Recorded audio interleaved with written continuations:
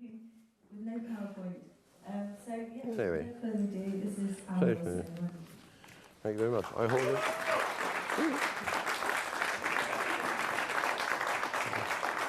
Thank you. Thank you.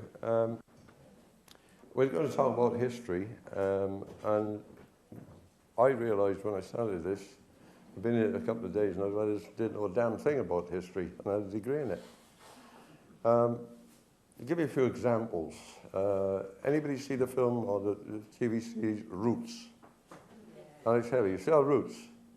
Big sailing ship comes up the African coast. The evil crew park the ship offshore. They go into the jungle and they're hunting around, grabbing natives and dragging them to the ship as slaves. It's like a demented rabbit hunt. Actually, it's totally untrue. And it's not history at all. But he says he researched it. For about 1,000 years, black African kings had been harvesting slaves and selling to the Arabs. And when the Brits were opening up their sugar plantations and other things in USA, as it is today, they needed labour. And they said, well, where are we going to get it from?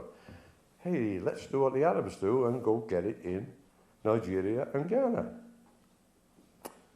And if you go to Ghana, there's a great big harbour, and on top of the harbour there's a whacking big building. It's huge. It looks like a gigantic palace. Actually, it's a supermarket.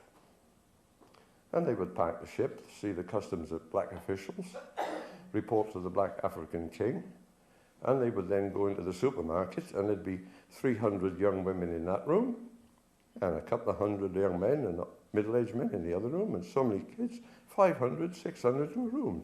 It's there. It's a tourist attraction today. And the captain of the ship would say, I'll have 50 of them. Give me 40 of them, and I'll take 100 of them.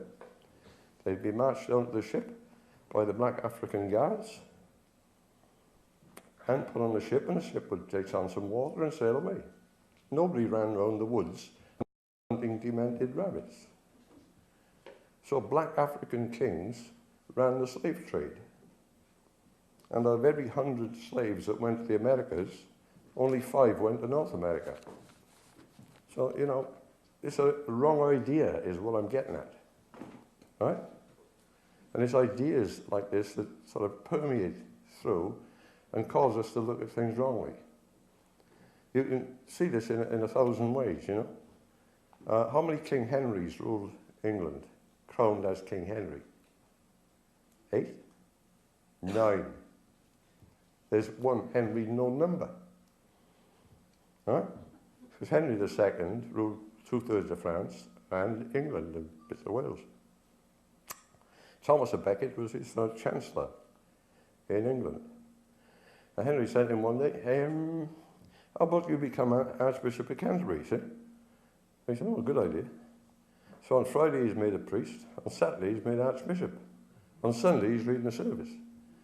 Now he then gets the shock sprung on him because Henry II said, I want you to crown my eldest son Henry as King of England. Of course, Thomas à Becket went bananas. He'd been running England for years, was the king. So he went to Paris and he stormed about and wouldn't crown him.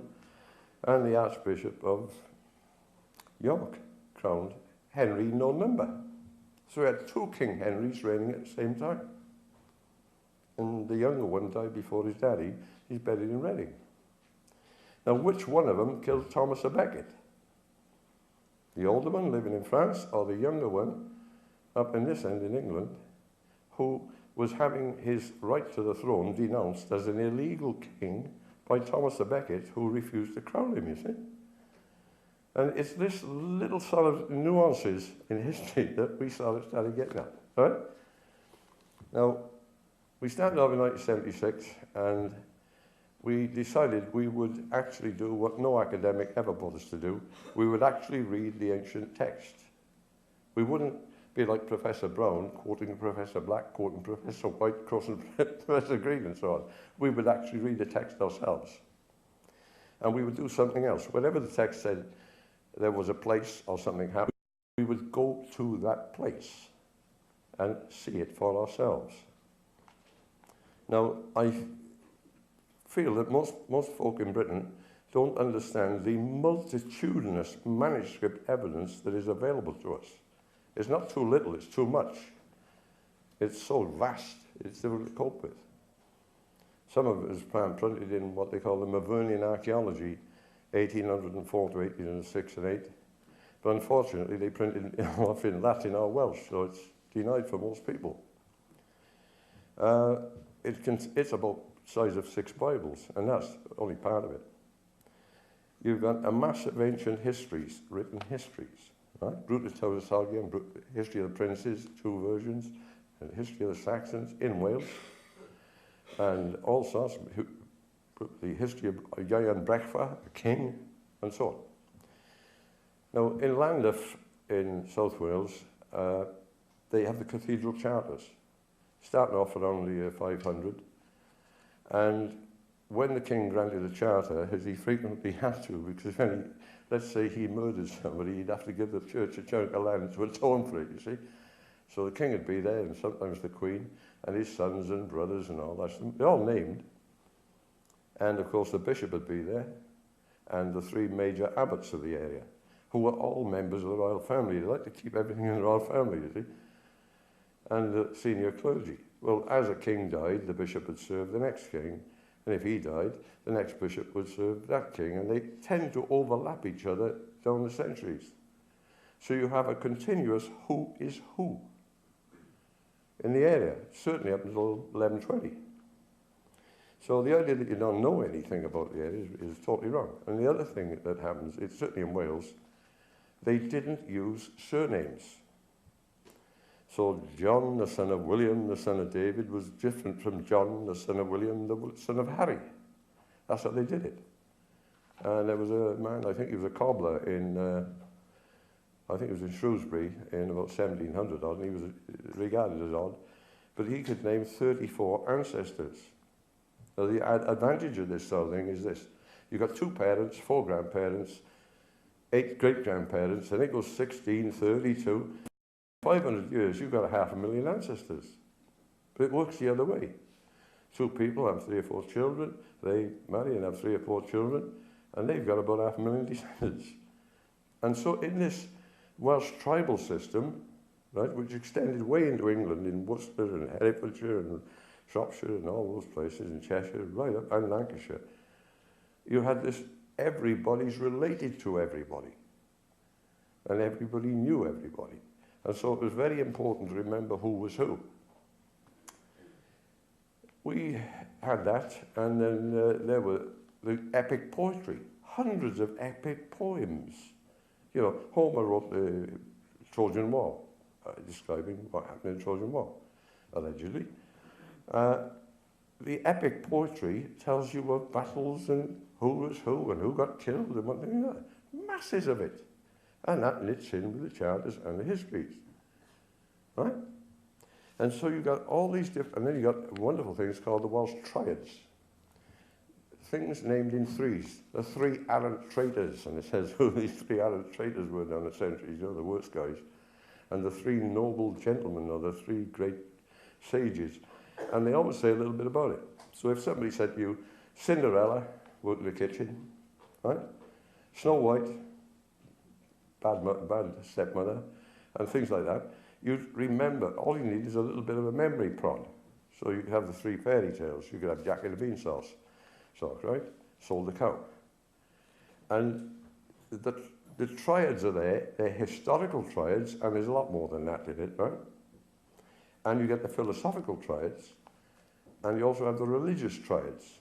And there are hundreds of them. So we know exactly what they thought, how they thought. We know exactly their ideas on morality and religion, and we know a great deal about the history, which ties with the history, which ties with the charters, which ties with the epic poetry, right? In Wales, there are over 200 ancient stones with inscriptions on them.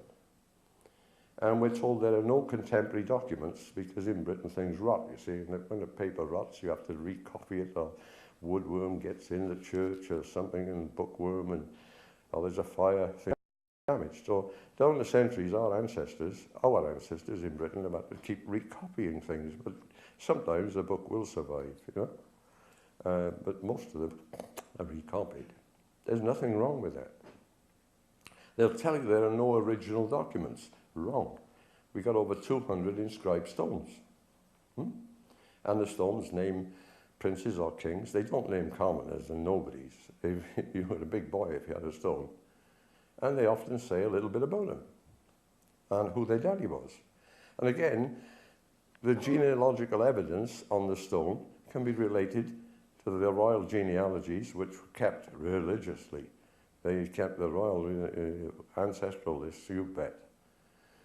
And in this way, we know more about our ancestors in Britain, and they are your ancestors. Just because kept in Wales doesn't mean a damn thing, right? They're all our ancestors, and we know more about them than any other country in Europe. They also told us where things are. If you get a lot of writers, Canadian Ash, Ash is him anyway. Nobody knows where the Battle of Baden was fought. That's very strange. You look for Mulled Baden, Baden Mountain. It's in the Moist Lake Valley. It's on the map. And also on the map is Moist Cad Lower. Moist Field, Cad Battle, Lower area, Field of Battle area.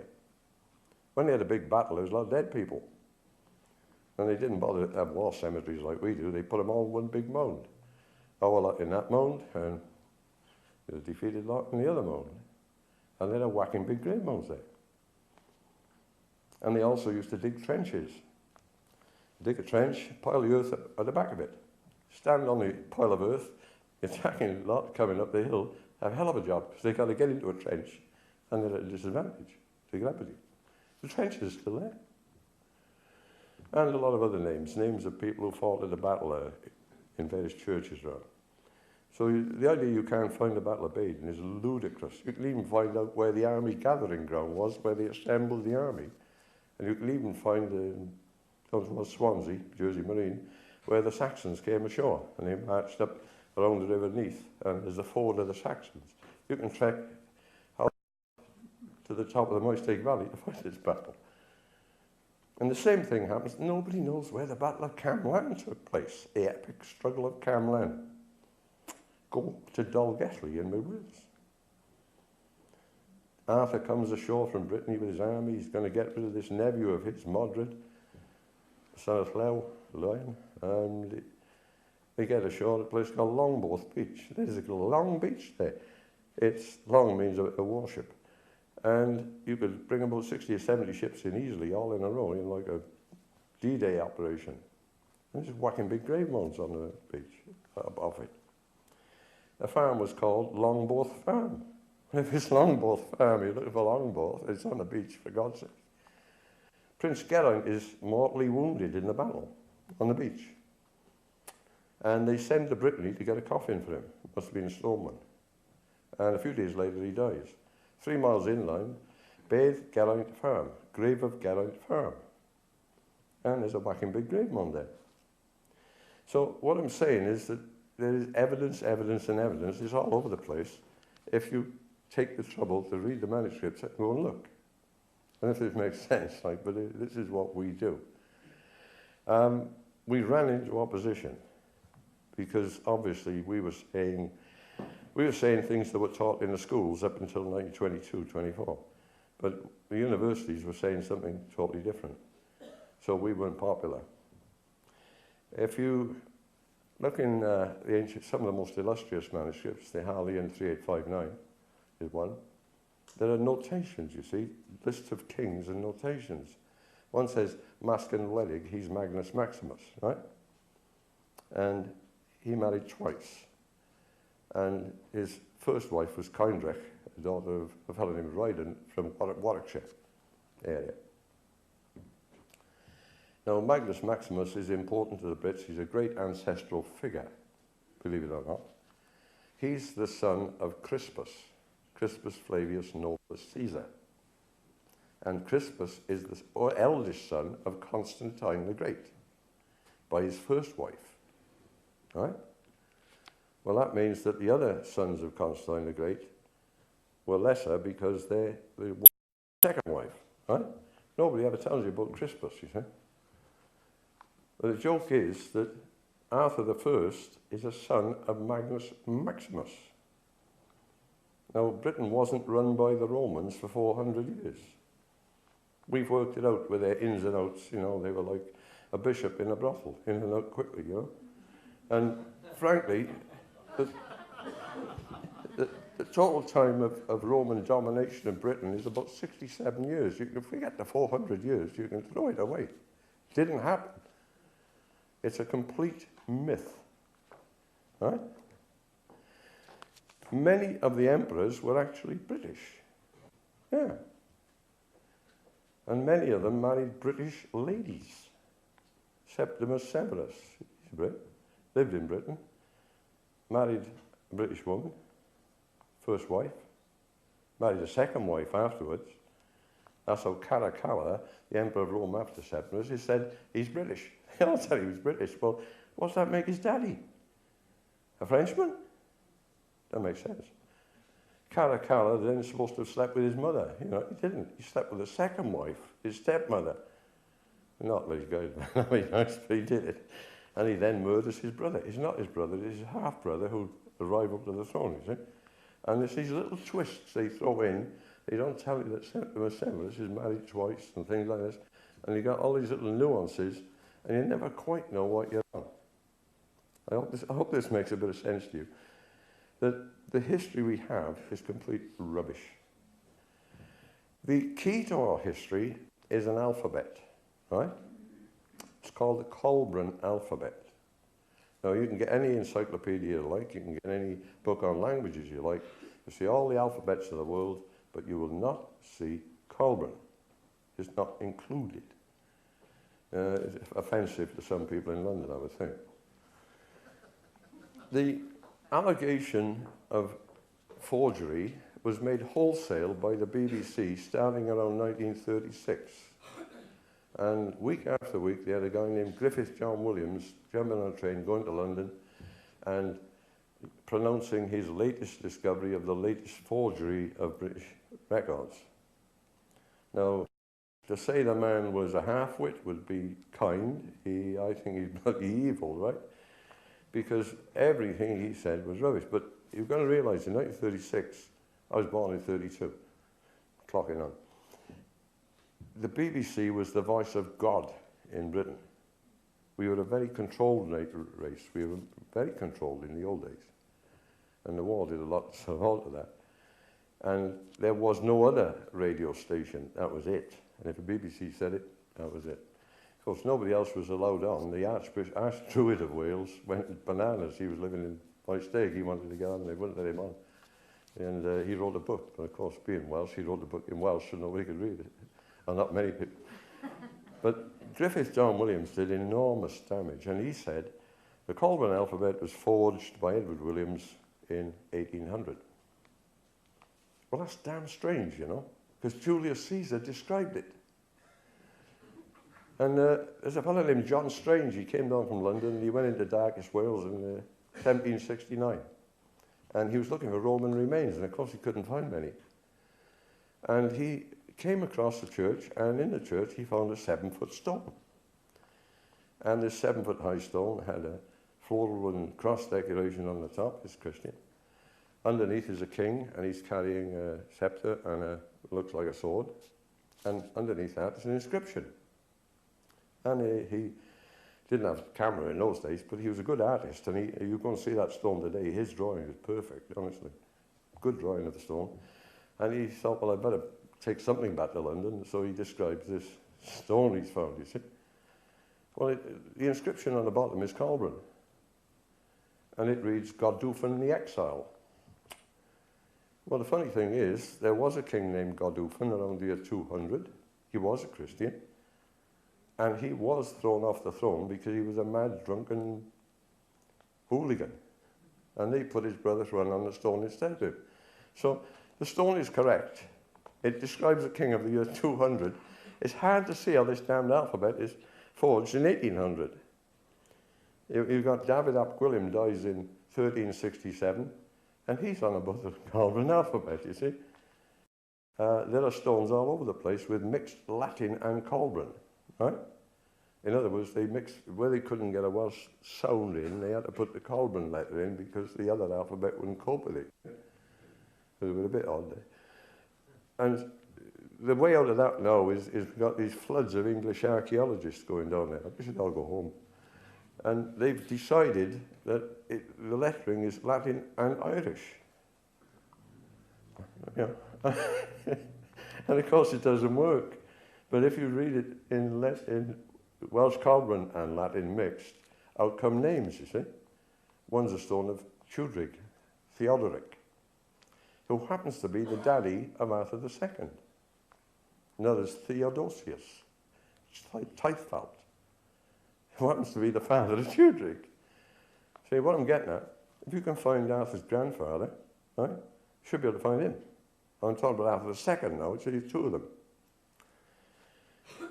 In the Harleian 3859 manuscript, which is a fabulous, one of our best manuscripts, they're describing Mascan Mledig, Magnus Mascus, and Arthur I. Right? Now, it's become a sort of an adage, you might say. The Romans left Britain in 410. Honorius III writes a letter and he says, sorry, you poor Brits, we can't defend you anymore. You're on your own. Oh dear. It didn't work like that. Constantine the Great leaves Britain with the British army to conquer the Roman Empire in 320. 310, actually, he moved into France. Right? As soon as he left, King Eudaf, right, the grandson of Victorinus, rebels against him and kicks the rest of his army out. And so by 322 to 367, there were no Romans in Britain for another period. Right? Eudaf dies. And you get this sort of performance. Now, in 383, Mascan Mledig Magnus and his son Arthur I invade France. They're so helpless, they got 67,000 men. And they besiege Paris under the lady Genevieve. Funny name, Genevieve? Guinevere? I don't know. She's the lady of Paris. And in Modena Cathedral, there is a carving or architecture showing the siege of Paris by Arthur. Right? They then fight a huge battle against the Roman army and the Emperor Gratian at Soissons, set 12 miles from Paris. It's called the Battle of Sassy at Soissons. And they defeat Gratian. Arthur I chases Gratian down to Lyons and invites him to supper and kills him. So Magnus becomes Emperor of Rome and the West. The whole of North Africa go over to him, that's fine. That's Arthur I. He goes down through Italy, and at Taranto, there's a mosaic showing him down there. Crosses into the Balkans, and he's now confronted with the Emperor Theodosius of the East. And two big battles are fought, one at Sisica, on the Sisica River, the other at Poetovio. And Arthur, he's had the worst of it. He's outnumbered greatly, and he goes home, you see. Magnus is surprised at Ravenna and murdered.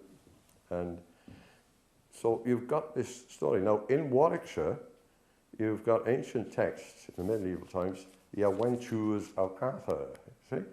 And they tell that exact story. Right? And you've also got the folktale of Guy of Warwick. Guy in Welsh is Gwir, means the man of Warwick, you see. And that again tells the exact story of Arthur I. North Wales was invaded by an Irish prince named Ruth, R-E-U-E-T-H, in, I think, 367, yeah. And Arthur I confronts him in Snowdonia. There's a poem describing his line of march, how he got there. And there's a grave mound in Snowdonia, which is supposed to be the grave mound of Ruth, because he lost. So what we're dealing with is two very real people. Arthur I, right, about 340 to 400. Arthur II, 503 to 579. And they've pushed the two together into one. Made him a gigantic figure, you see. Now, I think they would have got away with the demolition of our history if it wasn't for this enormous folk figure, right? They've tried to ridicule him. They made him first a legend, a myth, and then a figure of fun, and finally he's a cartoon figure. He's still there. So this is the Arthur we were after. We were really after Arthur II, but we found both of them. If you take Glastonbury, which has masqueraded for years as fake, you know, it was founded in 941. And the first abbot was St Dunstan in 942. It's a bit late for another one or two, you know, it's hard to see. Nothing there. They never found anything there, it's not there. There are at least 10 ancient manuscript descriptions of the burial of Arthur II. It's the most celebrated funeral in the Dark Ages. It's like burying Napoleon, and you know, they all knew about it. And everybody knew where he was. We followed the Perleval manuscript, which is describing a group of Breton visitors going to visit the grave of Arthur, a pilgrimage, about the year 1100. And they land on there's a coastline of cliffs. Well, that would be Cardiff down to Mabinogi, about 30 miles of cliffs, really.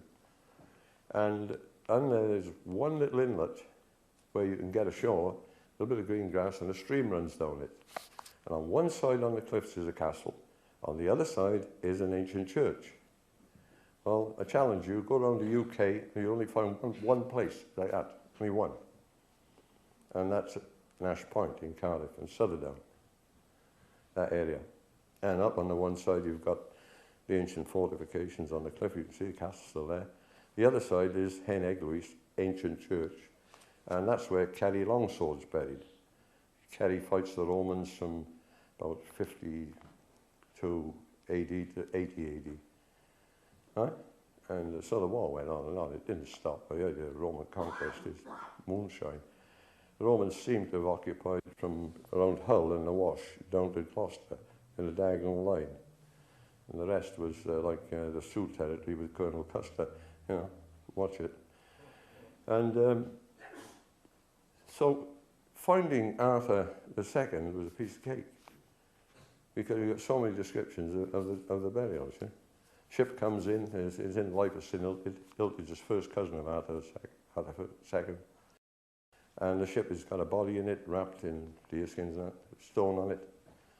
And Iltyd's sitting outside his cave. The cave is still there. It's about 6 miles from the shore. And if the trees that have grown in the last 100 years weren't there, you could see the estuary from the cave, actually.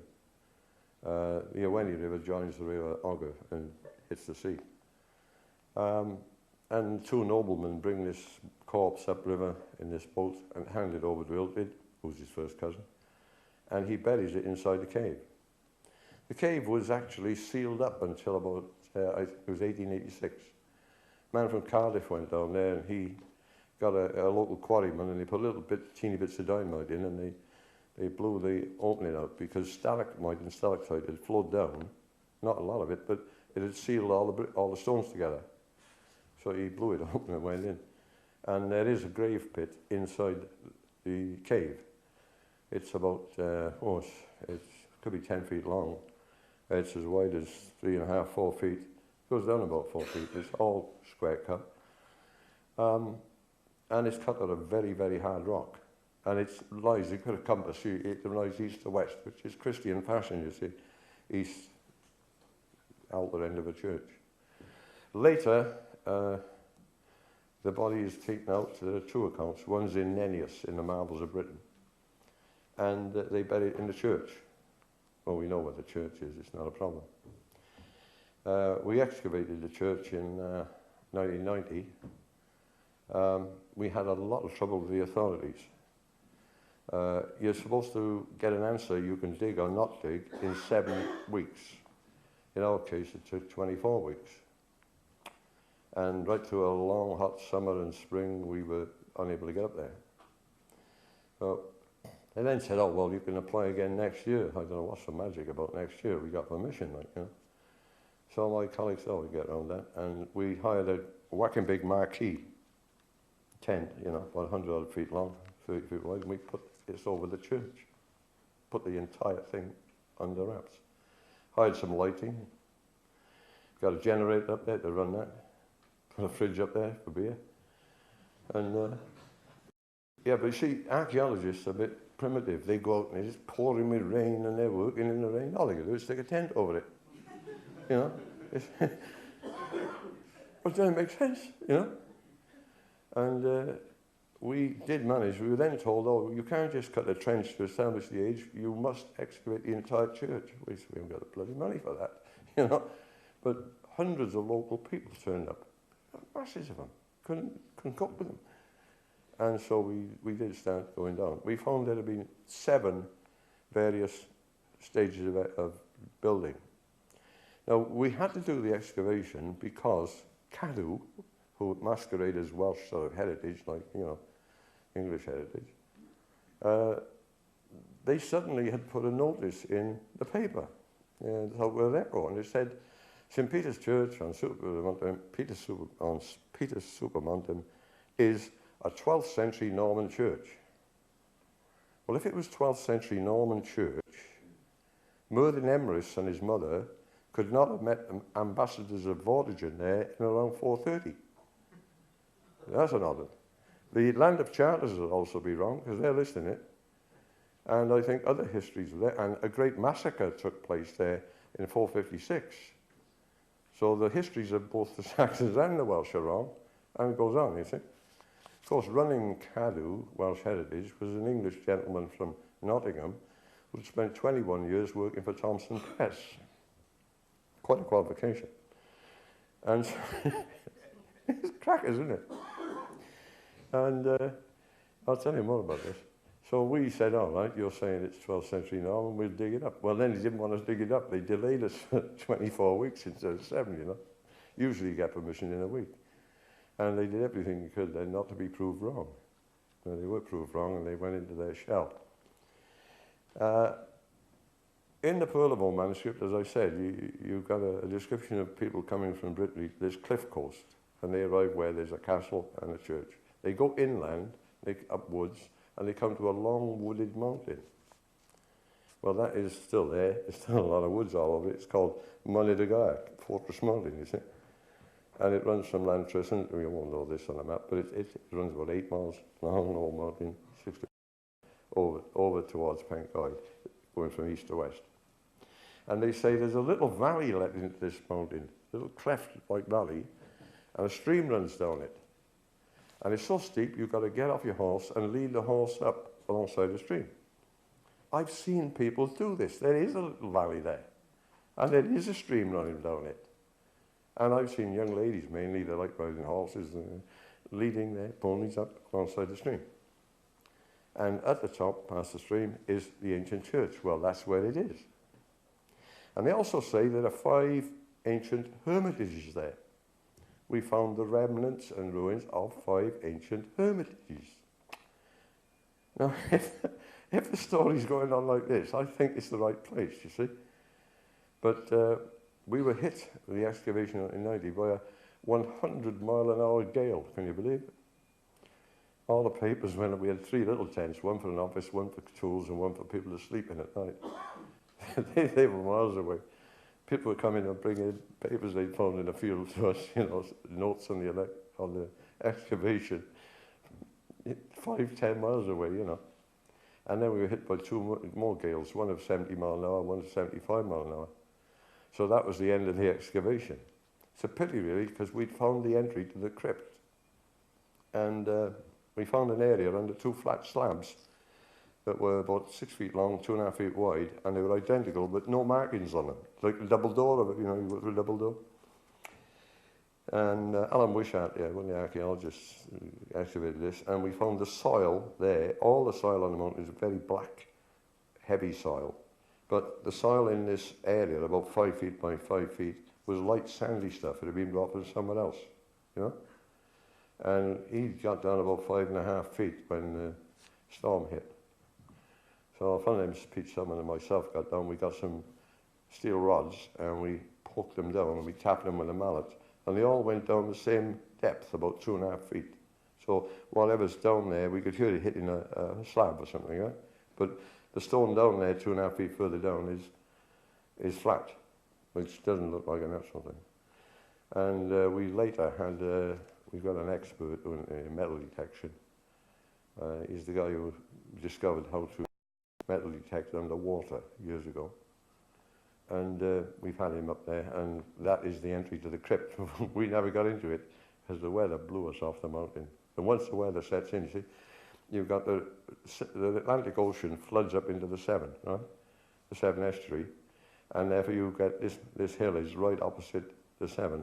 When the wind comes in there, it comes in suddenly and it'll blow you off your feet. It's known as a very, very windy place. So we didn't complete the excavation. I hope this makes sense. So finding King Arthur, the second was then a problem. We did that earlier, but Radiocarbon and one of the English writers, I think it's Matthew of Westminster or William of Malmesbury, Matthew of Westminster, I think, they give no less than 12 directions to the grave of Arthur. They're after Arthur the First. They talk about the great scraped out ditch off his dyke. They talk about the great highway and road, Watling Street from London up to the capital of Uriconium. Runs right through Atherston. Arthurstown, Arthurstown, Arthur's-Bermond, Arthurstown. It's in the old graveyard, according to the descriptions, the ancient graveyard, where multitudes of the illustrious of the British are buried.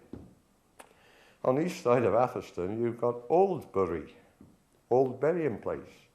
It's a whacking big area of woods, and there are multitudes of very large grave mounds there. It fits like a glove. The names on there, Arley, Ploughland of the Court. Another one is Baddesley Enslow or something like that, you know. And then there's seven, Freeland for grazing sheep. And every name around there that's weird in the English context, right, translates into perfect Welsh. Granted free of taxation, granted free to grow his lands and all that. And so Oldbury is the old burial place, and it fits with all the notations in these histories. So you have a great ancient graveyard of the British, and that's where Arthur I should be. So the Arthur problem is, really it didn't interest us after that. We were after bigger fish, you know. We looked at this Common alphabet and we read the histories of the Brits, you see. And I'd worked in Italy for 3 years. I was a consultant. I'd worked in industry in the UK, and I was a methods engineer with 12 GKN's factories. And then I worked elsewhere, and I joined this big American corporation. And their speciality was the construction of shipyards, not the building of the ship, or design of it, but the construction of a shipyard to build the ship, right? Because people were going away from the idea of, well, what ship do you want, and we'll build it.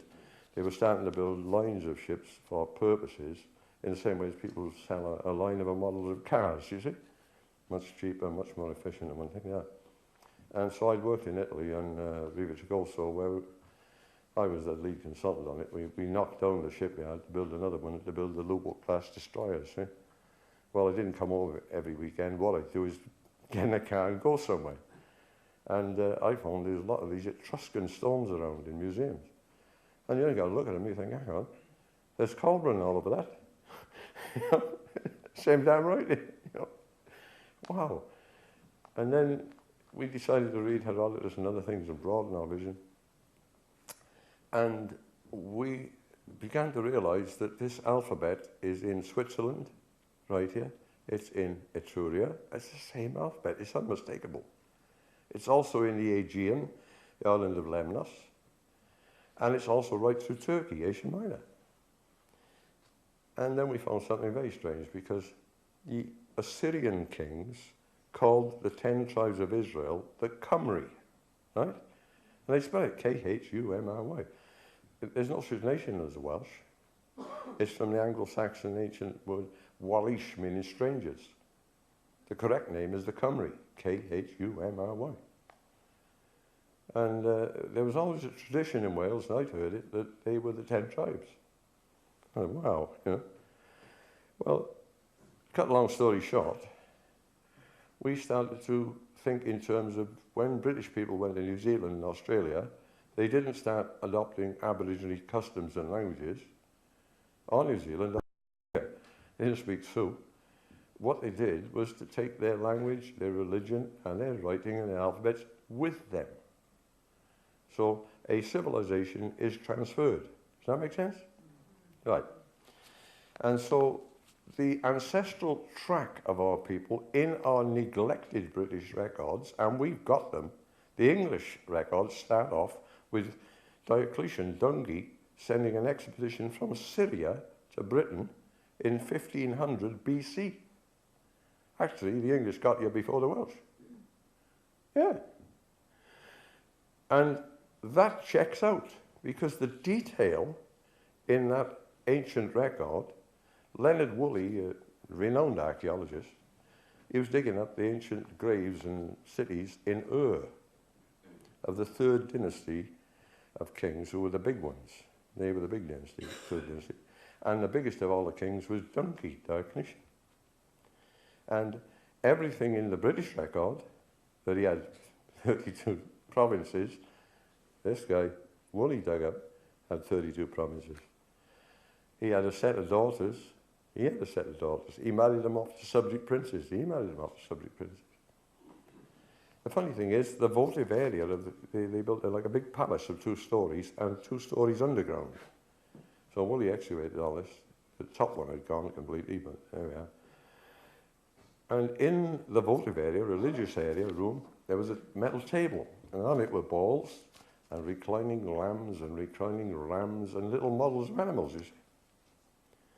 When they dug up a tomb, the Lexden Mound in England, of King Cymbelin, Yellowhair, right?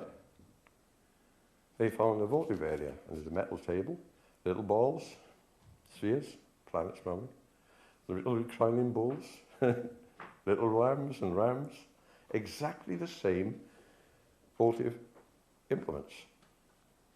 Now, I don't think that's an accident.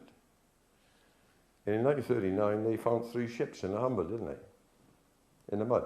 1939, the war started and obviously got overshadowed. And these 3 ships, well, they're Viking, got to be. Then about 10 years ago, somebody had a bright idea. They said, hey, let's carbon date these. 1500 BC. Oh, can't be Viking. Nobody's clicked on that they match the English history of Diocletian from Surrey, Syria, sending an expedition here to grab Britain. He was after the iron ore and the tin. This is the sort of non-thinking that's going on. The abandonment of the history is complete. The archaeologists will tell you there were 2 explosions of great metalwork cultures in Britain. Around 1300, 1500 BC, suddenly, out of nowhere, no antecedents, no build-up to it, great metalworking culture. Then another one happened around 600 BC. Another explosion of metalworking, and no build-up to it, nothing. Of course, the British records say that Brutus got here about 500 BC. And they say that Albine came here in about 13, 1400, 1500. They're not sure of the date, BC. So the archaeology states of the metalworking cultures match the histories perfectly. The trick is, well, look at all the stuff they found, various bits and pieces in the grave mounds over the years, Silbury Plain, and they tend to have motifs that you would associate back into the Middle East, right? Where do you think you get the name Surrey from? Huh? Syria. Why do you think in the ancient, these manuscripts are 1100, they're 1200, they're listing all the various peoples who live in Britain? And they have the Ealdus-Sacenas, the old Syrians. Of course, you mustn't say that because it's not big Germans like Anglo-Saxons, so keep quiet about that one. Because we tended to despise Arab peoples in the 19th century, and we shouldn't have, you know. But what I'm saying is we've now got a lead onto the Brutus thing of 600. Brutus comes to Britain. He's the king who every Welsh person and lord tried to trace himself back to Brutus, you see. And they had lists and all this sort of thing. We found the same alphabet in Italy, and the same in the Aegean, same in Turkey, same in Assyria, and the same in Palestine. Dead Sea Scrolls, right? Okay? All of them, haven't we?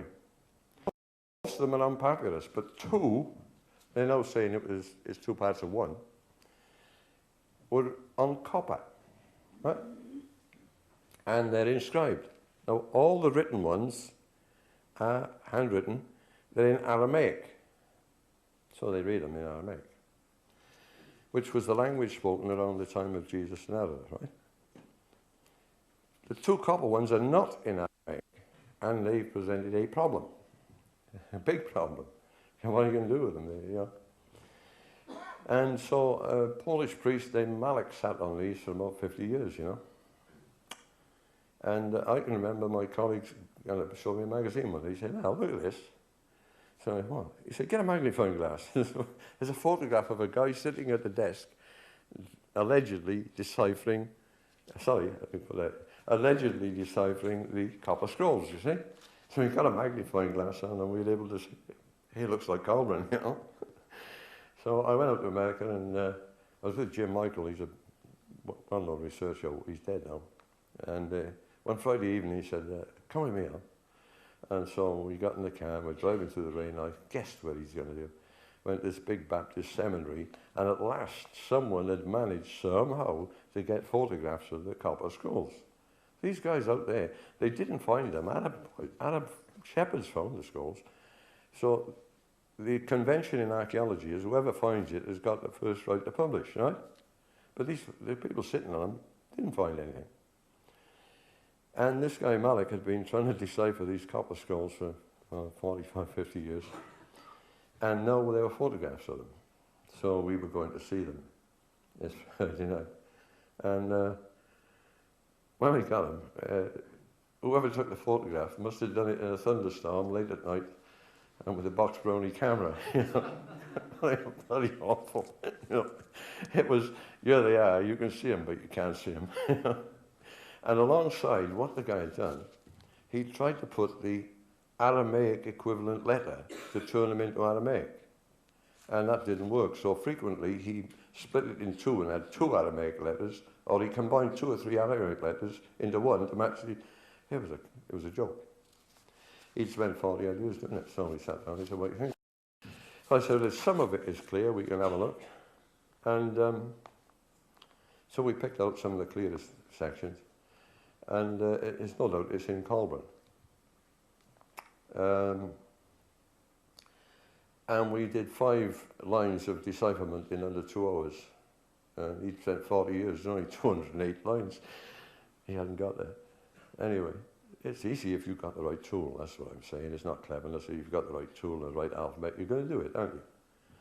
And Professor Carl MacArthur at the time, he's sort of young, and he said, he intended to decipher these scrolls. And he came up with a theory. He said the clever scribes, the educated men, were sitting at Qumran writing on papyrus. But somewhere in a remote village, unknown, was an unknown unnamed scribe who was not very well educated. And he was given the copper scrolls and he made a mess of writing them, you see. And I said to me, just a minute, you know, copper was worth nearly as much as gold, and papyrus was all over the bloody place. I said, "You're giving an illiterate scribe in the middle of nowhere, the village idiot, the copper scrolls, you know, and you got all these intelligent guys, the top people, you know, their university, like, they're on papyrus, you know." But the funny thing about the copper scroll is this, they had to be cut, they were rolled up. The only way to look at them was to cut them into strips, like a shape like that, you see? And then put all the strips alongside each other so you could read them. But on the top, near the top, there's a hole and a rip. And on the bottom, there's a hole and a rip, right? Clearly, these were flat plates that were once nailed on a wall. Am I right? What else could it be? There's nail holes and rips. Someone's pulled them off a wall. Well, we know that Solomon put golden plates with the laws and that on the temple walls. And his son, Rehoboam, the Pharaoh Shishak, came up and he robbed the Jerusalem temple and he took everything away, including the gold line. So Rehoboam succeeds Solomon. He can't afford golden plates, so he puts copper ones up. And I I'm not going to say it is so, but I can feeling somebody pulled them off the wall at some time, probably to stop Nebuchadnezzar or one of those, you know, because he robbed the temple and destroyed it and salvaged it, rolled it under his cloak, ripped it away, two of them. And then they were put in clay jars for the day when they could be restored, probably. So we can read the copper skulls. So it gets more complicated. I had to contact a leading lady on TV in America. She helped us, Karen Sawyer, because at the time the Berlin Wall was up, and East Europe and Western Europe, we were on different sides of the moon now. And in Zagreb, they had the Zagreb shroud, because they'd found a mummy in Egypt wrapped in a 30-foot shroud, about a foot wide, you know, and it was plastered from end to end in carbon writing. So we wanted to get hold of the Zagreb shroud now, you know. We did finally get it years later. But what we've got is an alphabet which matches the line of march that our ancestors tell us how we got here and where we came from, identically. And the alphabet is all along the route. It's stretched out all along the route. And we can read it. We started in Etruria. We got little ones, like on a wine jug was the one we did. Because you start with little inscriptions, you get them right, you learn what you're doing. There are little tricks to it, and then you go for bigger ones, like a big stele, and it's got 30, 40 lines of writing, you know, work your way up. And there are all sorts of implements, and jugs and jars and bottles and all sorts, small things, with writing on. Sometimes there's a scene on a bronze mirror, that's a favourite, with a little bit of writing on it. Right? One shows a man underwater with a cloak spread out over his head and his arms, and he's underwater, and there's a tube going down to him, and there's a guy on stop with a bellows. He's blowing air through a tube to a guy underwater. And the Welsh word that says puff, puffing, blowing. It's crackers. And there's a little wine bottle we looked at, and it says, drink too much and you get bandy-legged like a sailor. Because see, a lot of my family, I was born in 32, my grandfathers and all your uncles had been to sea, most, and they all walked like this. And the reason for walking like that is that a ship would roll, you see, because they were on sailing ships and things like that. My Uncle Di, my mother's uncle, and his brother Duff had a small sailing ship. So I seen it. It was a relic, man. They used to run guns to the wrong side in the Spanish Civil War. Yeah. And he had a box full of notes and money because his side lost, and it was no good. Gave him my cousin Billy Davis. He didn't give him to me because I'd keep anything. He wouldn't get anything off me. I'm a real magpie, you know. Of course, Billy Davis didn't value them. And then a few years ago, the Spanish government said, we'll honour these notes. I said to him, where are they? Oh, I got rid of them all. Some others haven't. So, where was I? The point is, these stelae in Etruria match again with Roman and other records of a pirate sort of city from Greece. The people were rejected by the Assyrians or Persians or one of them, and they went up to Corsica. And they thought it'd be a good idea to enjoy piracy, robbing the Etruscan and Carthaginian other fleets, you see. And so there was an alliance made between these two to get rid of them, and they did. Well, that's all described on some of these inscriptions. So we said, hey, we can read Etruscan. So we tried to contact the Italian University, say, we got the key, we can read Etruscan. And then they reply, impossible. How do you know? Nobody's listening, see? I mean, what does it cost them to listen and give it a go? You tell me. So we went, and a big stone was found on the island of Lemnos in 1876. And that stone is plastered with, it's in the Athens Museum. It's plastered with carbon writing. And there's a guy on it holding a spear. And it tells how the people are assembling on the island of Lemnos. And the god has told them to sail out to the great ocean in the west, to the great green island where they'll have a home. That's what it says. Which is exactly what Brutus did. And the guy with the spear is obviously Brutus. our ancestor, you see. And so they were very cooperative. Well, they're very cooperative, very different. We had no trouble getting stuff from Turkey either, you know. And again, you can read these inscriptions in Asia Minor, Turkey. That's what we've been doing. It starts off with King Arthur, you see, but it finishes up chasing the whole dynasty and the whole history of Britain.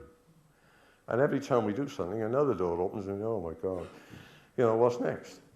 Then I had Jim Michael and others coming to us. We got a lot of stones in Kentucky, Tennessee, right through the Midwest. There's writing on all of them. They sent us photographs. Can you read them? We went back, yes. What are they? They're called them. You see, because the Welsh records say that King Arthur sailed to America. Yeah. He's supposed to sail to America. What happened? Britain, you see, was struck by a comet in 562. Comets come from northeast going west, right? Southwest. At this moment of time, out in Bolivia, scientists from the University of Austin, Texas, from South Pennsylvania State University, Amsterdam Chicago Museum, are crawling all over Bolivia because in 562 a comet struck Bolivia. The results of the comet are exactly the same as the results in the UK. Great areas of the land were unpopulated, and if you went into them, you died. The great wastelands of the Arthurian legends. And you died. This lasted for 7 to 11 years, identical to UK. Saxon settlements on the east coast of England went back to Heligoland for 11 years, and then they came back. Vast areas of our country were destroyed. That's how all the Roman cities of ancient Britain were levelled and destroyed. Right? That's how Arthur then evacuated the army quickly to Brittany to come over there. Got them out. So he knew he'd need the army to get back. It might know the people so much. And that's what happened to Britain.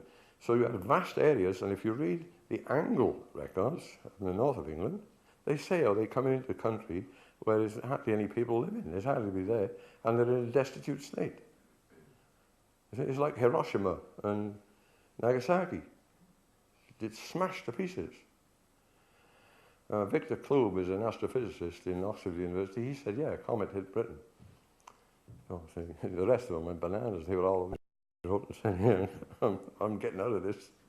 Because he's altering their theories, you see. Theories count for everything, more than facts. And then we wrote to Bailey over in, Professor Bailey, he's a dendrochronologist. That's tree rings, you know. And they date by tree rings.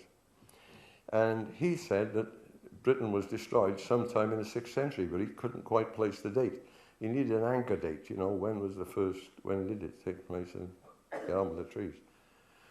And he picked on 535, and we just said, no, it's 562. But nonetheless, he said, well, this was caused by a violent explosion of the great volcano on the island of Krakatoa in the Pacific. I said, well, how did Krakatoa destroy only Britain and Ireland and nowhere else? Because the Pacific's a long way off, and it didn't mess around with anything else, you know. He said, oh yeah, it can't be Krakatoa. So he then came around to the idea that it was a comet. He wouldn't listen to the date, you know. Because once he'd published it, he didn't want to say I got it wrong. It's easy to say I got it slightly wrong. It's the easiest thing in the world. You find people much appreciate you doing it. They're far better than sticking there. Anyway, so we had a dendrochronologist, and we had others then joining in. But the rest of the academic community, they can see the danger, you see. See, you knock a hole in a bucket and all the water runs out. Huh? And they can see the danger coming. I'm as popular as the rattlesnake in the Lucky Dip barrel at the fair. You know. We all know this. I hate my colleague as well. He's more outspoken than me. So what has happened is that we are able to read records that were irreadable, not readable before. And this has opened up another field, you see. I don't know if you know it, but a man named Velikovsky wrote a series of 6 books in the 1950 to 70 period. Velikovsky? No? Yeah. And he's Worlds in Collision, Earth in Upheaval, etc. You know, he wrote Akhenaten in his time, wasn't it? Or Ramesses II in his time. Akhenaten and Oedipus. That's right. He wrote 6 anyway. Peoples of the Sea. And he realised that there was something wrong with ancient history. He said, look, 100-year glitch. They are 500 years out of place here. Well, we were paralysed with fright because we were finding the same 500 years, you see. Then Peter James and 4 other archaeologists, they wrote a book, very detailed, in 1990, and it really got published in 1994. And they said it went through every civilization of the Mediterranean. And in every one of them, except Egypt, there's 500-600-year gaps. Rip Van Winkle land, nobody lives there. Nobody dies there. Nobody makes anything. Nothing happens. And suddenly, after 600 years, ta-da, everybody gets up and they all run and roll. See, they parade the ancient history of Greece to you. But they say, after the Trojan War, a strange, dark era descended on Greece. Nobody lived there. Nothing happened. In about 650, wow, they're all up and running again. Oh, God, you know. Of course, the Egyptian history is being used as the yardstick. There's a war, they date the country with Egypt. Then that country dates another country. There's a royal intermarriage, they date the Egyptian date, and that sets the date the other country with their list of kings and the king's daughters and so on. There's a trade agreement, and they used to do it. That again, you got Egypt is the yardstick. And Velikovsky said, look, you're duplicating the history. Some of these dynasties are written twice. And he said, well, it's in it's Manetho. Is it? Well, we don't have the Manetho history. It doesn't exist. You got bits of it by Eusebius, 325. You got bits of it by Africanus, a couple of years after Eusebius. And you got bits of it, another one. You got scraps of it here and there. It doesn't exist. And what's happened is the 19th century pioneers running around Egypt like lunatics, they wanted to get on too quick. They needed dates. They had to fix dates. They had to get it organised. So they did. They had a conference.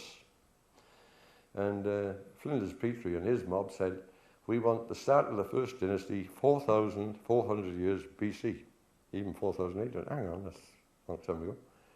And the other guy, I'm telling him Tor and his group from Sweden, he said, no, it's 2,000 BC.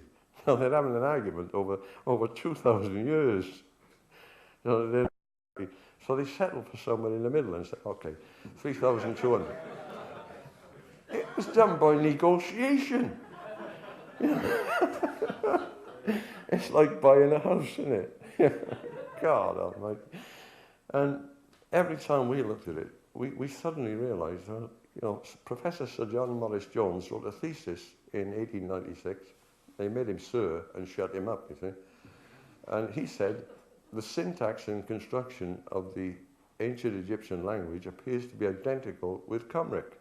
Well, the alphabet goes all the way back, you know. So we had a bright idea. I said, what do you think, Tom? He said, well, let's give it a go. You know.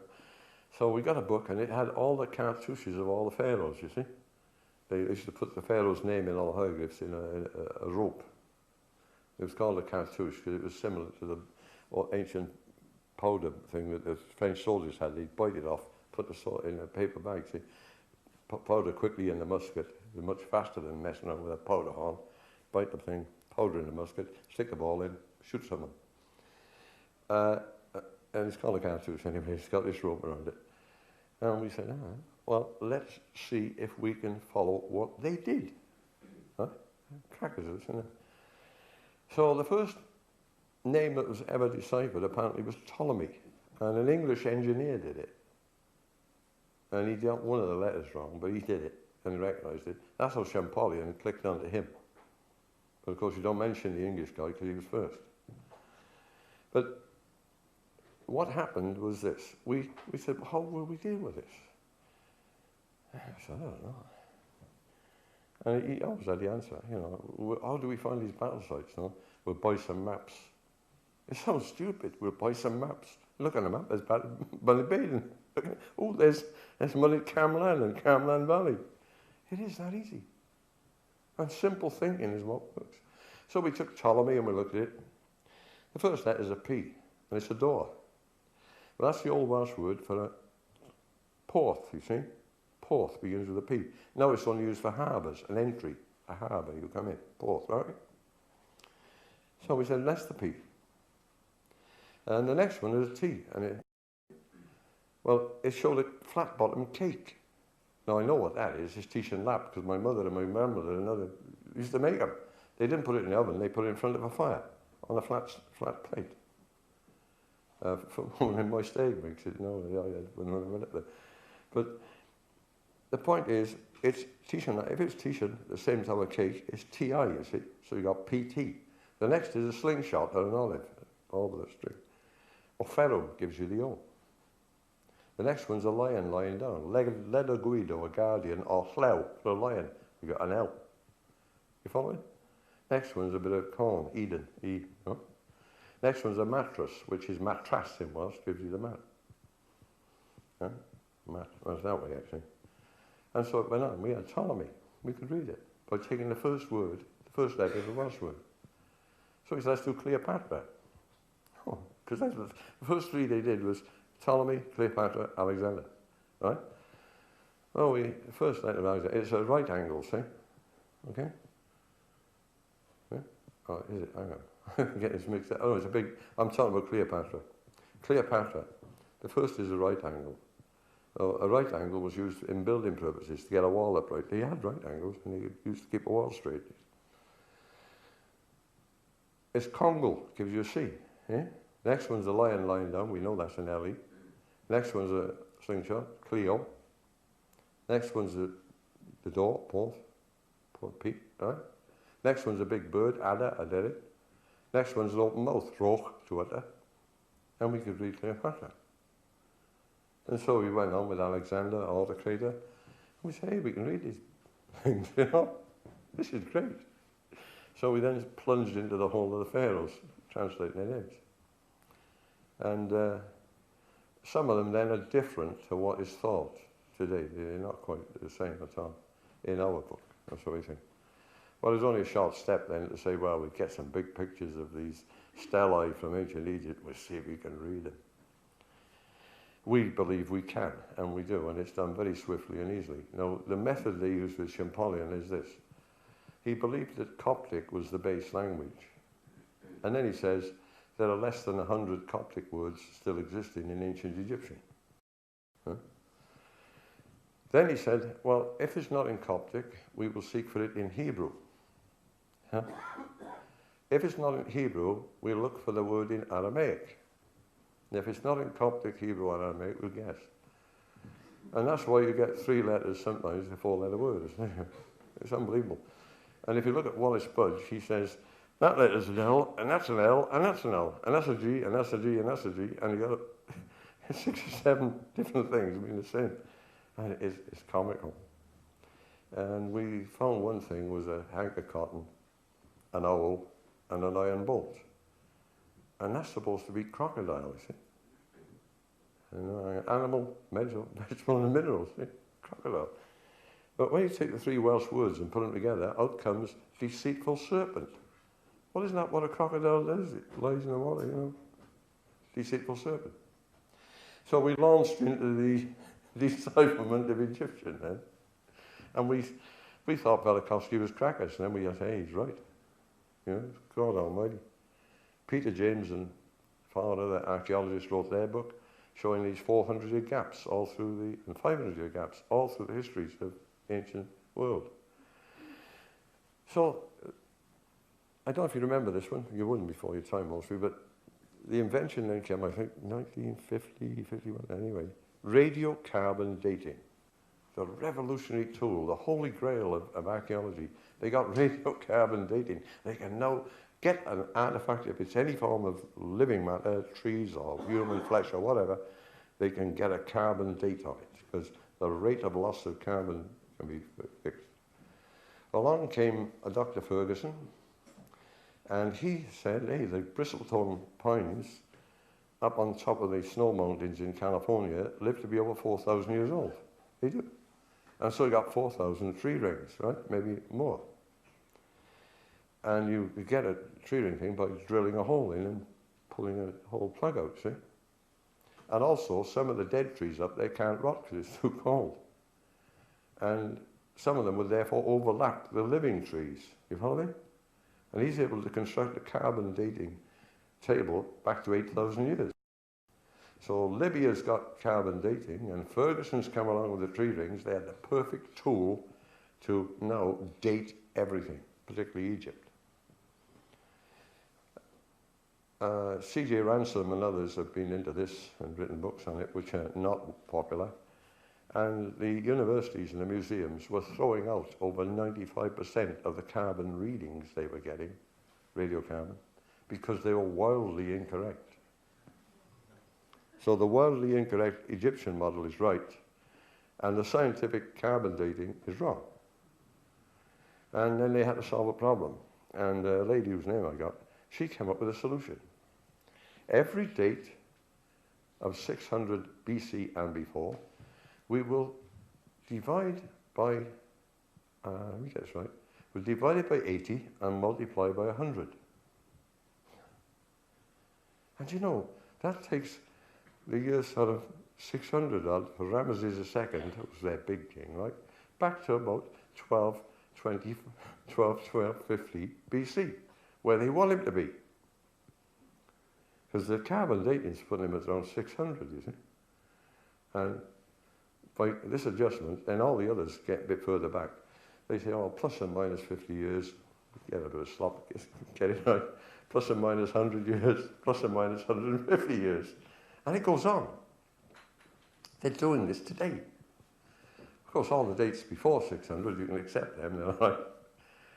Now, I said, well, why don't you multiply by 37 and divide by 85? Or why don't you multiply by 95 and divide by 4? You know, what's magic about 80 and 100? Of course, they can't tell me. They're cheating. They're cheating. And if you go near this, you're in trouble. So we are finding that our project has expanded all over the place, and we don't know what to do with it. I've only told you bits about it. When I've been out to America on a few long trips, there are Culver inscriptions out in America, particularly in Kentucky, Tennessee, and around Indiana. And of course, when they were being found, it wasn't a popular idea because the youth, we don't realize how young the USA is, you see. In the 1800s and 1900s, you know, 1800s particularly, which is not that long ago in my term, you know, because I'm old.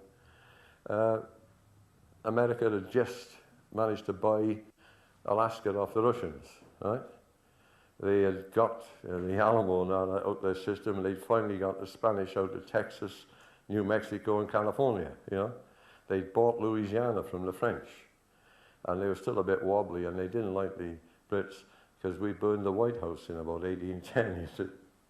And so it wasn't a good idea to find British claims of British people being in the Midwest where they were still beginning to advance into, you know, the pioneers were still moving out there from the East Coast. So it wasn't a good idea to say the Brits were out here, you know. But Reuben Durrett was the president of the ancient Kentucky Historical Associations out there, and he collected a mass of evidence that shows something different. In Kentucky, by the way, there's a group of people, and Tennessee, called the Melungians. When the white settlers got out there, they found the Native American Indians, we call them, and they found white people called Melungians, who spoke a strange sort of English. You've got to remember, Walter Raleigh he's made a film about it, haven't he? Walter Raleigh made a colony at Roanoke. He's supposed to come back with ships the next year to supply them, but he didn't get back for a couple of years. When he got back, the colony was deserted. And the Native Americans said, yeah, people from the interior, way interior, came here, heard about them, and took them away. And you got these white Melungians there before the present Americans got there. They don't say much about them. I've met some of them. The funny thing about the Melungians, they make a box harp, a box guitar. It's a guitar made like a box, and they got a hole in the one end in the middle, and they put the strings across that hole, so it's a box shape. And if you go to the Welsh Folk Museum, you'll see box guitars in there, very old ones. They're a little small thing like. Jim Michaels was very keen on the Melungians, you know, because they, of course, it caused a problem when they set up the state of Kentucky and established the state of Tennessee and that. They said, we're going to vote. Blacks can't vote, We can't let black people vote. Stupid. And they said, well, Indians can't vote, the Native Americans, they can't vote, only the white people vote. They said, well, what about the Melungians? You know? And they didn't know what to do, whether to let them vote or not. This project goes everywhere, doesn't it? Where were we anyway? I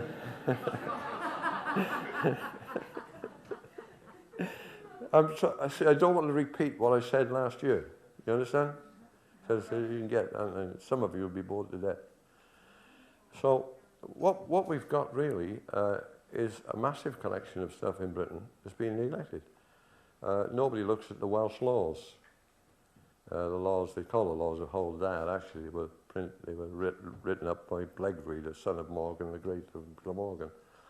But nonetheless, there's an awful lot in them. And they also include how the Welsh courts were run. Of course, we're supposed to be primitives.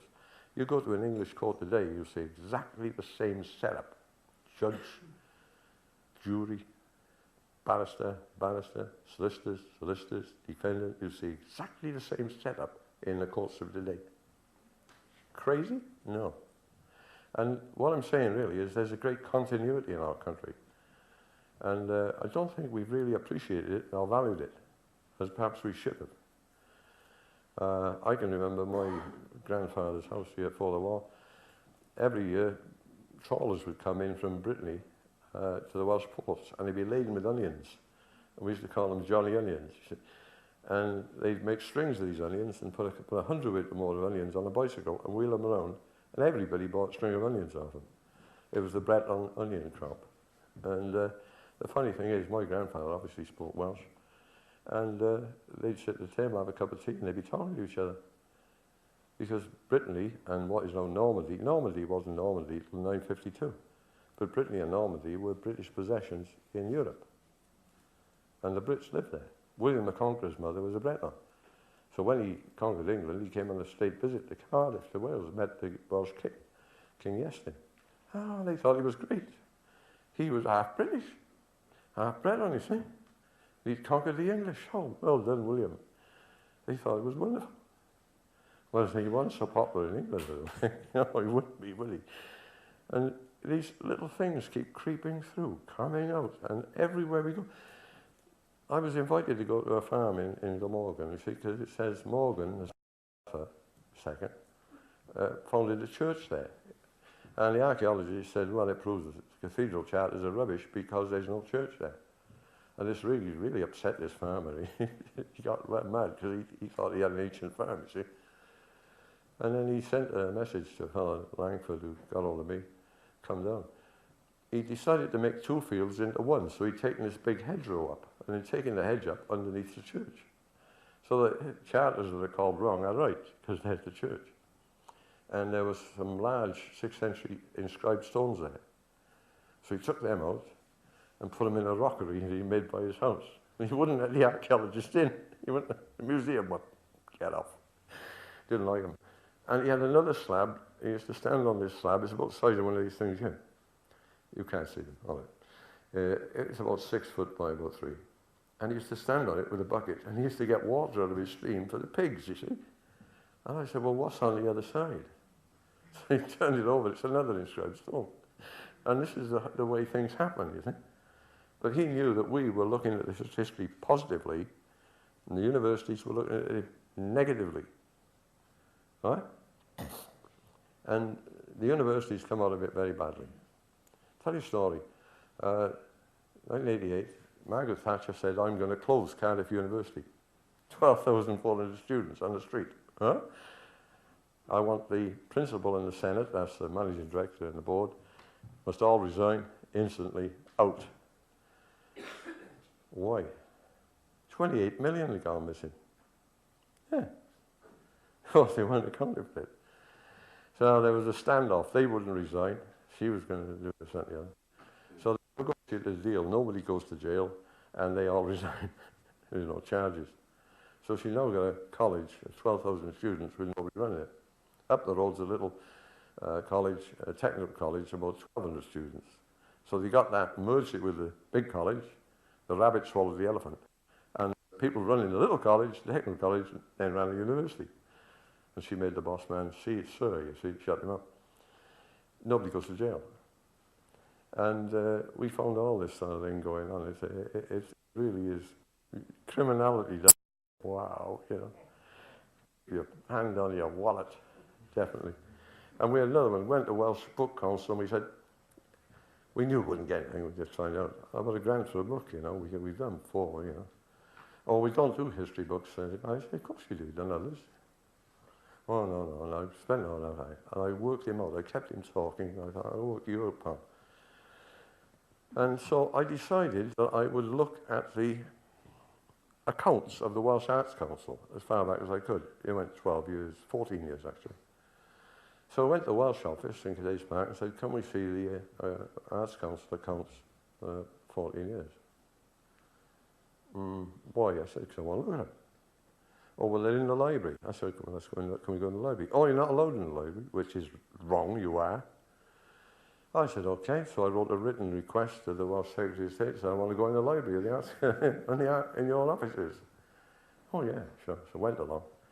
Librarian's there, and she's looking really dagger. She was just about to burst with temper. She didn't want us there. I said, all we want to do is look at the Arts Council reports, annual reports, for 14 years, which we've been running. We haven't got any. We've got none in this library. I said, do you mean the Welsh office is giving them millions, 50-odd million a year, and they're not telling you what to do with it? You know, God's sake. So I went down to the Cardiff Central Library and I said, have you got any copies of the Arts Council's annual, you know, reports? Oh, yes. And they produced 12 out of 14. I looked at the book section, and there was a list of names on the committee, and a list of the people getting the grants. And then the book they were writing, the publisher's name, and the amount they were getting given. It looked all okay. But when you put them all together, you found musical chairs. The people getting the grants were moving over slowly to come to the committee. And the committee were moving over to get the grants. So you can't, and they're nearly all the University of Wales. And Leo Absey was an MP there, and his brother was getting a grant every year. Anyway, so I took an interest in this, and this, the guy running it is not, you're not allowed to get a grant if you're working with the Arts Council. And I noticed there were 8 being published with no author. Wow. So I looked up these books and I found they had an editor. And the editor's Mike Stevens, who is the guy running the Arts Council. Oh, I got you. So we went to a company in Birmingham who were religious. They're dead religious, you know, on their knees all the time. And they wouldn't rob you of a penny, you know. And so we said, will you submit this book for us to the Arts Council of Wales for publishing? Oh, yeah. And my colleague glued together 80 pages of a 300-odd page book. Little dot there, little dot there, little dot there. It's easy to break this, but they're glued together. So there's at least 80 pages you can't read. You pay them a fee, and they have the book read and make a judgment. Well, the opinion of our book came back. Oh, boy. It was like Adolf Hitler writing about the Jews. He called us everything, didn't he? And so we went to see Michael Clark and sent the book in to us, and all the pages were still glued together, you see. It hadn't been read. So we said, right, let's take them to court. We've paid them a fee to do a job. They've taken the money, but they haven't done the job. That's a criminal offence. So we then took the Arts Council of Wales to court. We were popular.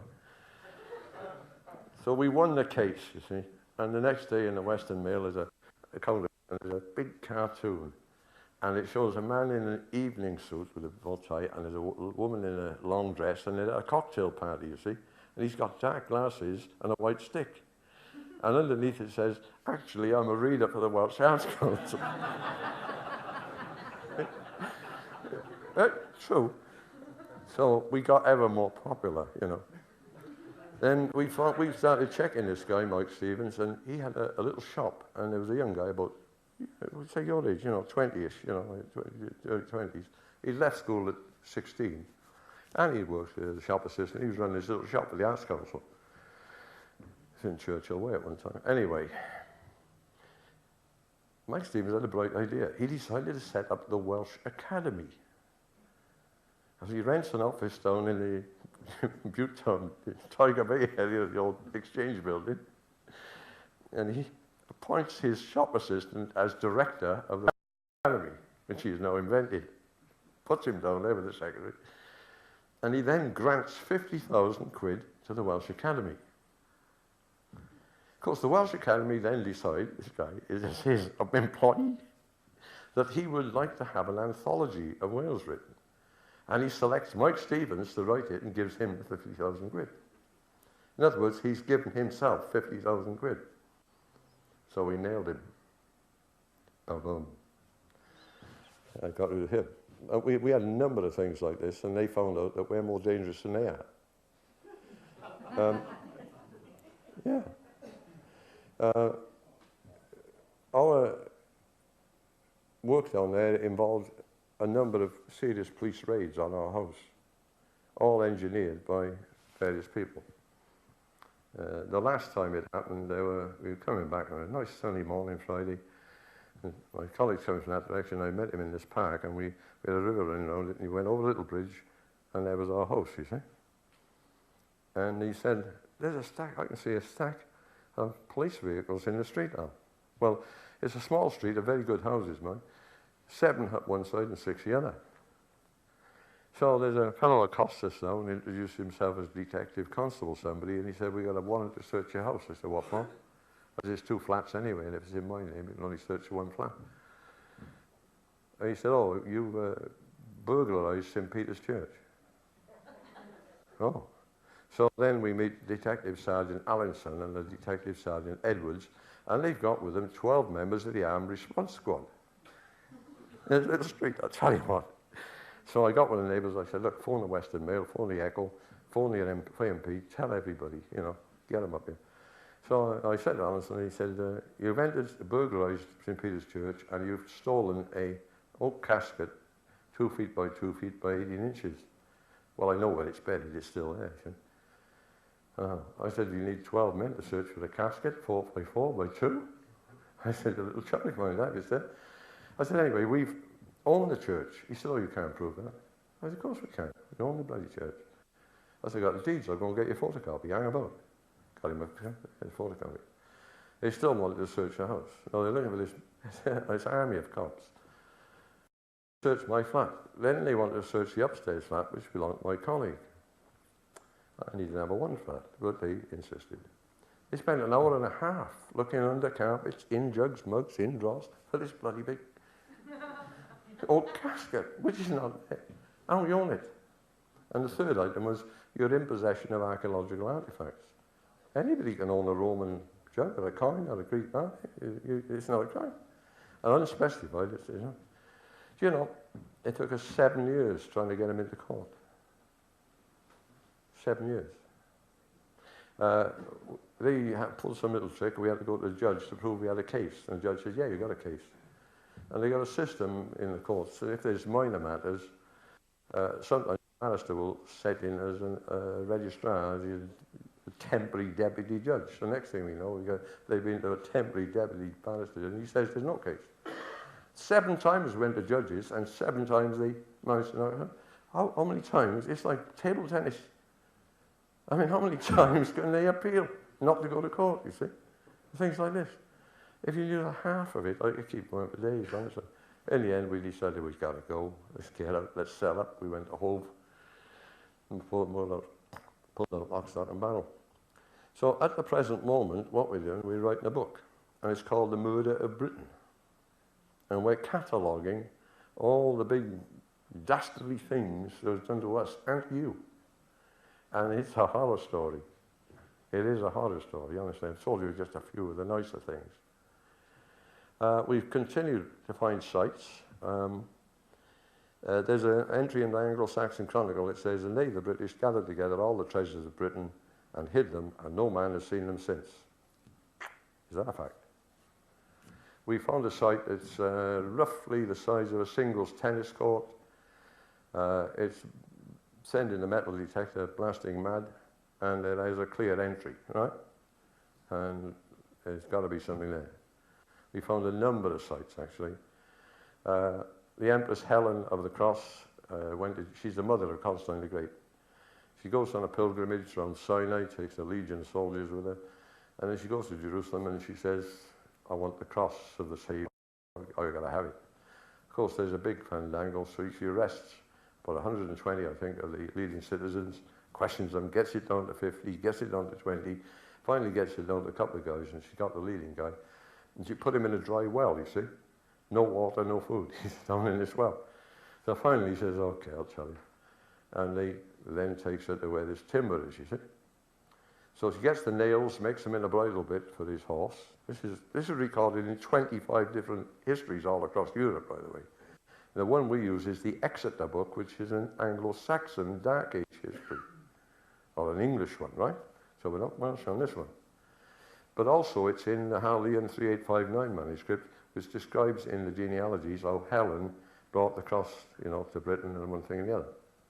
And she says then, she buried it in she put it in Constantinople. Have a guess, come on. Humour me, no?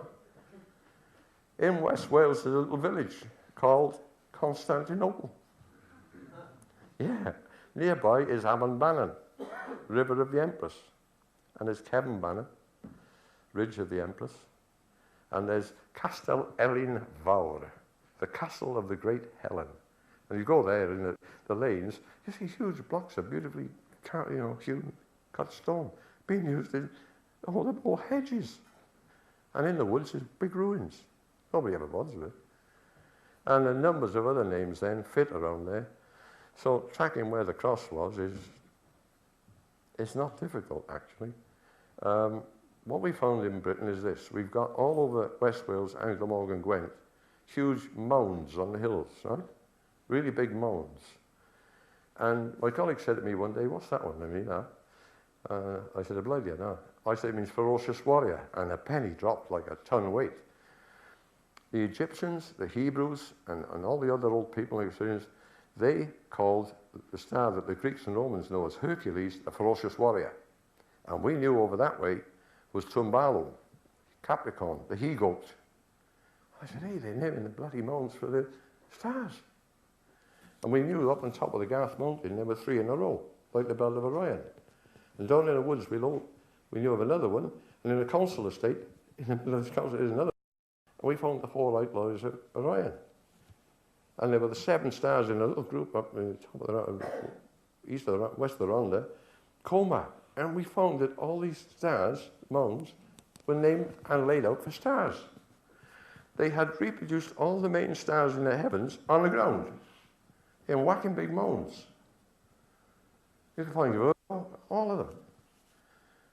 Wow, Well, we already knew that the tales in the Mabinogi were solar stories, right? The big hero riding around, going to different places and kingdoms and earldoms and meeting different people, and crossing the river is the Milky Way, isn't it? There are 3 sort of rivers in the heaven. So it's Jupiter is Peridot, steel shirt, going around peregrinations, right? And then you get Geraint, his strength, is Mars in his story, right? And it's the pattern of the planet going through the constellations around the Earth. And we were able to work an awful lot out because they were leading us to places. You follow me? They're taking you somewhere. And once we clicked on that they were taking you somewhere, the first 4 stories, they call the first 4 branches of the Mabinogi, are origin stories, the origin of the Earth and the universe. See, Matholwch is not an Irishman, it means the flood. And he marries Bronwen, Whitebreast, which is the breaking wave. Right? And Epheniston is foresight, and the other one is afterthought, like Prometheus and Epithemius in the Greek, forethought and afterthought. Anybody can have afterthought, but forethought is to be valued, And we realized that we were reading stories of origins as they thought origins of the universe and of the world. And Puth means water, you see. Pryderi means anxiety. They're not people. And you'll be anxious if a flood's coming. The whole thing started to explode for us from this point on.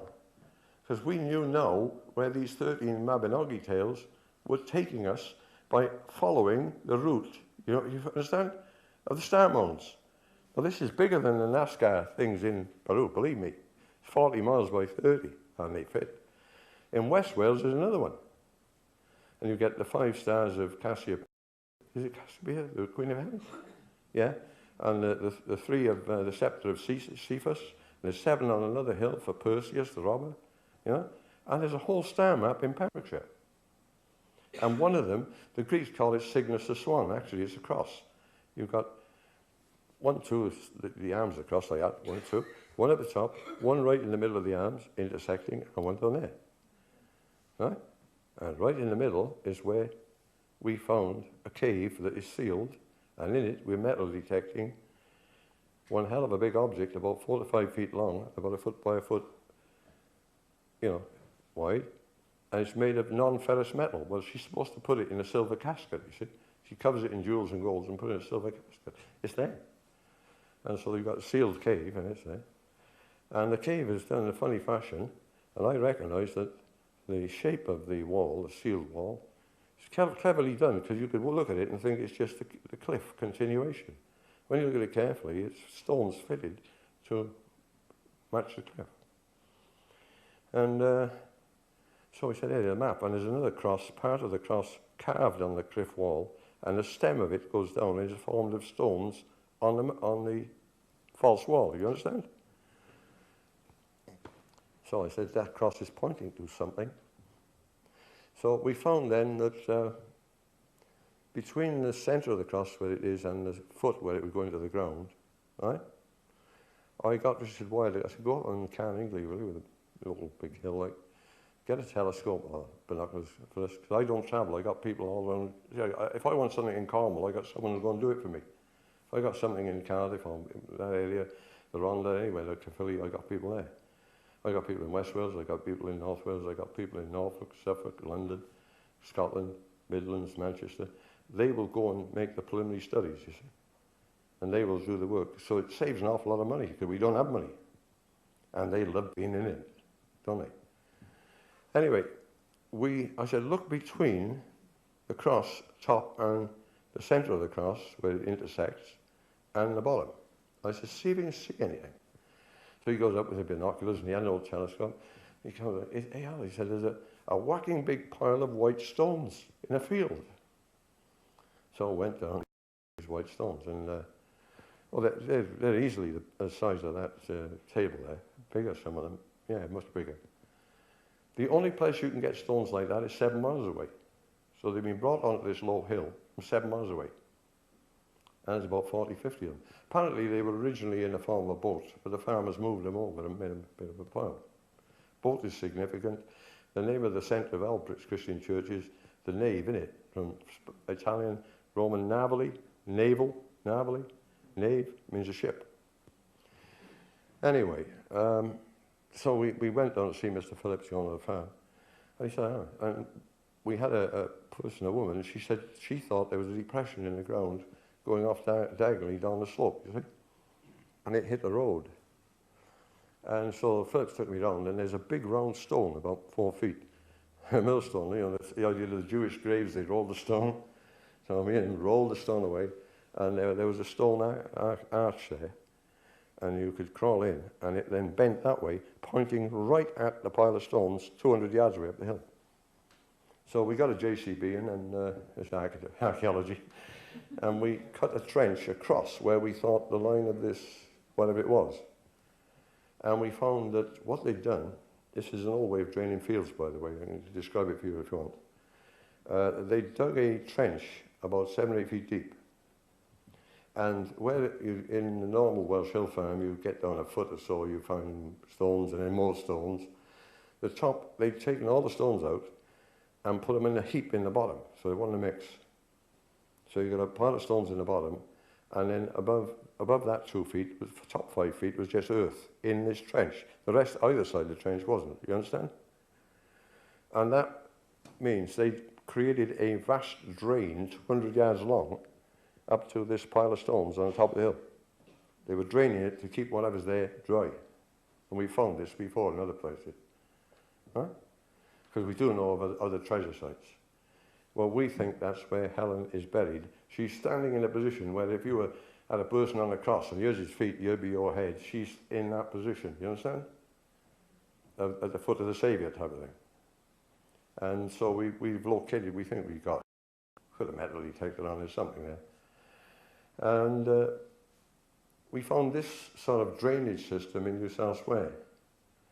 Up on the site where we located, we know is the Ark of the Covenant.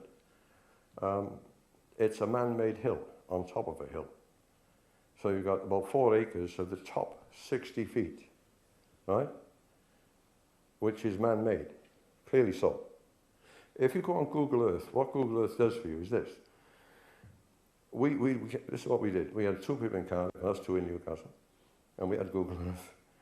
And we went onto the Empire State Building in New York, right? And we went onto the street first to get street level, then we went on the building.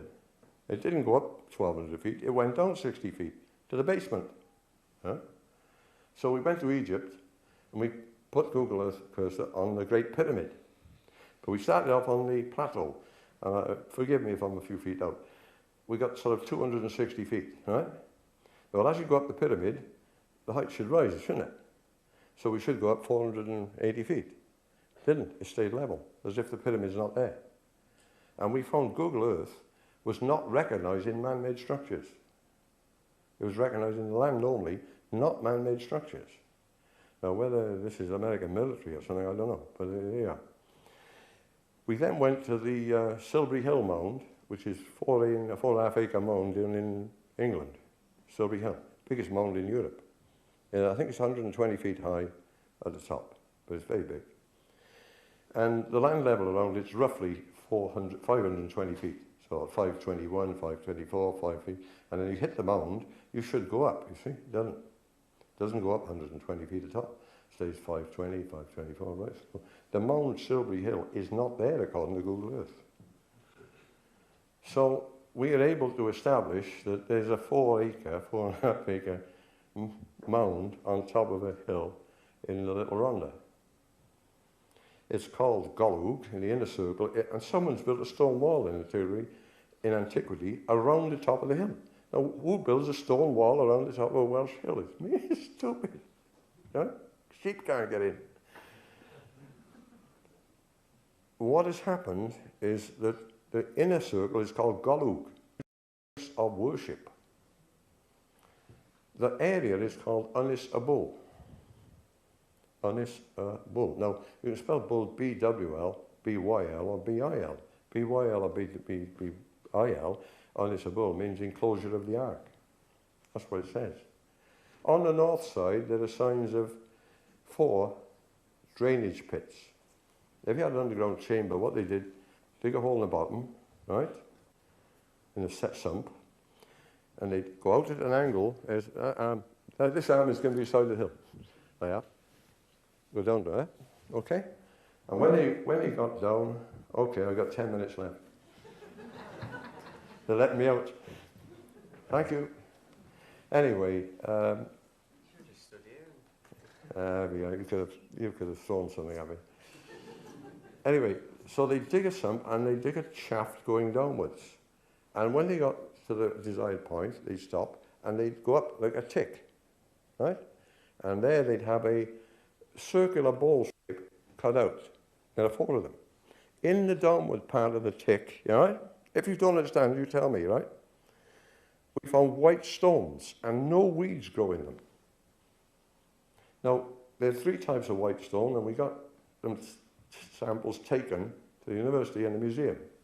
Those stones can only be got in Cornwall, 300 miles away. So what they're doing, they're draining underground chambers that way. Now, instead of letting the water run out, they're letting it seep out quietly. You follow? It'll get into the bowl and it'll seep away, and it won't damage the erosion. It's beautifully done. There are 4 of them, and so we got a ground penetration radar up there in the underground chambers. And we got the man with the magic metal detector, you know, go down 30 feet, and there is an object there which is 4 feet by 2 feet, and it's non-ferrous metal. Anybody can read the Bible? and you'll see the dimensions of the lid of the Ark of the Covenant. How does it get there? Read the Bible. Read Flavius Josephus writing about 80 AD.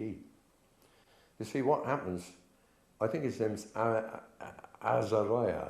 He's a king of Judea, you see? 2 tribes. And he fights Edom and has a victory. And he thinks, I'll now take on 10-tribe Israel. Right?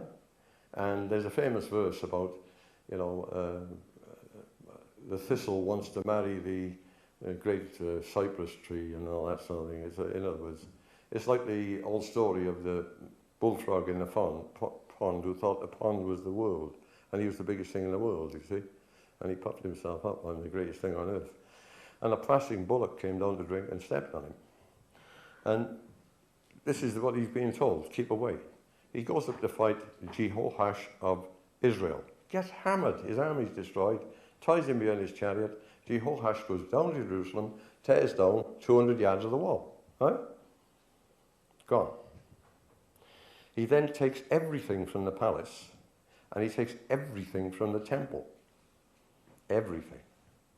And he also took the family of Obed-Edom, who are, I think, 14 times in the Bible.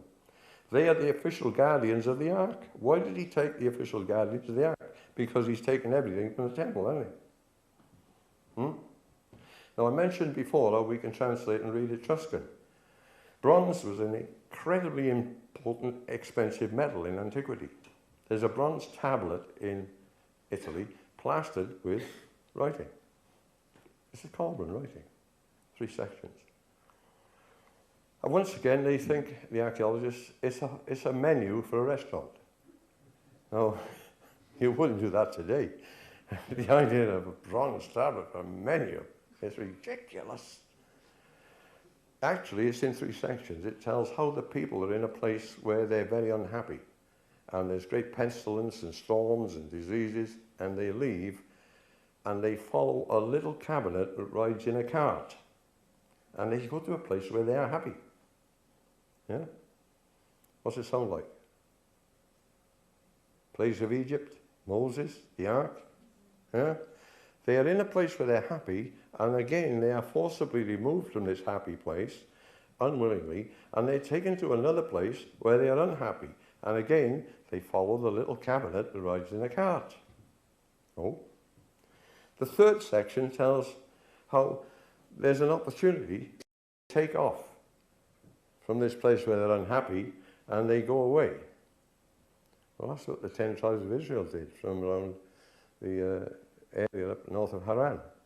They went through the Taurus Mountains and straight across Turkey, Asia Minor. And again, they follow the little cabinet riding in the cart, and they come to the sea, Dardanelles. Now, this is mirrored in other accounts, because in the 2nd book of Esdras, chapter 14, you'll find the same sort of account. The people take off and they go away from the Armenian area because Shalmaneser the second, is it? He gets assassinated by 2 of his sons. The heir to the throne, Esarhaddon, has a civil war. The Syrian Empire is in uproar. That's their chance. They take off, shoot off. Around 687 BC, and they're at the Dardanelles by 650. It fits with our histories perfectly. And the little box riding in the cart, we think, is the ark. Now, you could say, oh, it's another little box. It's a box of shoes or something. I don't think so. A grail in a Welsh manuscript, sorry? The grail, G-R-E-A-L, grail, not I. G-R-E-A-L, that's the correct saying. The St. Grail manuscript was written in the 6th year of Henry I, 1106. Mallory took chunks of that to write his Morte d'Arthur. So it's a lot older than Mallory. But of course, you don't mention the first manuscript because that's in Welsh, you don't want that. The manuscript of St. Grail is really, what a grail is a document. The Magna Carta is a grail, right? The Bible might be a grail. The American Declaration of Independence is a grail, right? No? Any important United Nations Charter is a grail, okay? That's how it goes. The Quran could be a grail, the Bible could be a grail, right? A grail is an important document. Surely the Holy Grail is the 2 tablets that Moses came down the mountain with, put in the ark. That's what it seems to be. That's the line we're following, and everybody so far says, yeah, it sounds right. And this is the way things are working out. So in Wales, we could create at least 35,000 tourist jobs. And we could. Lord Brooks says that, and also knows to us. You get them to shift. Also comes. If only we could have an earthquake. Where was I? Anyway, so I'm trying to tell you, there's a foundation for all this. If we look for it, we can see the threads, and we can follow these threads. They're there for us. They're telling us something. Our ancestors are spelling it out for us. They want us to know where these things are. They don't want to hide it and forget it. You know, it's all gone. Other things we're looking at is, I think it's the Second Crusade of 1204. They assembled at Constantinople. The emperor there was having all sorts of trouble, and he persuaded them to fight a few wars for him before they went on to Jerusalem.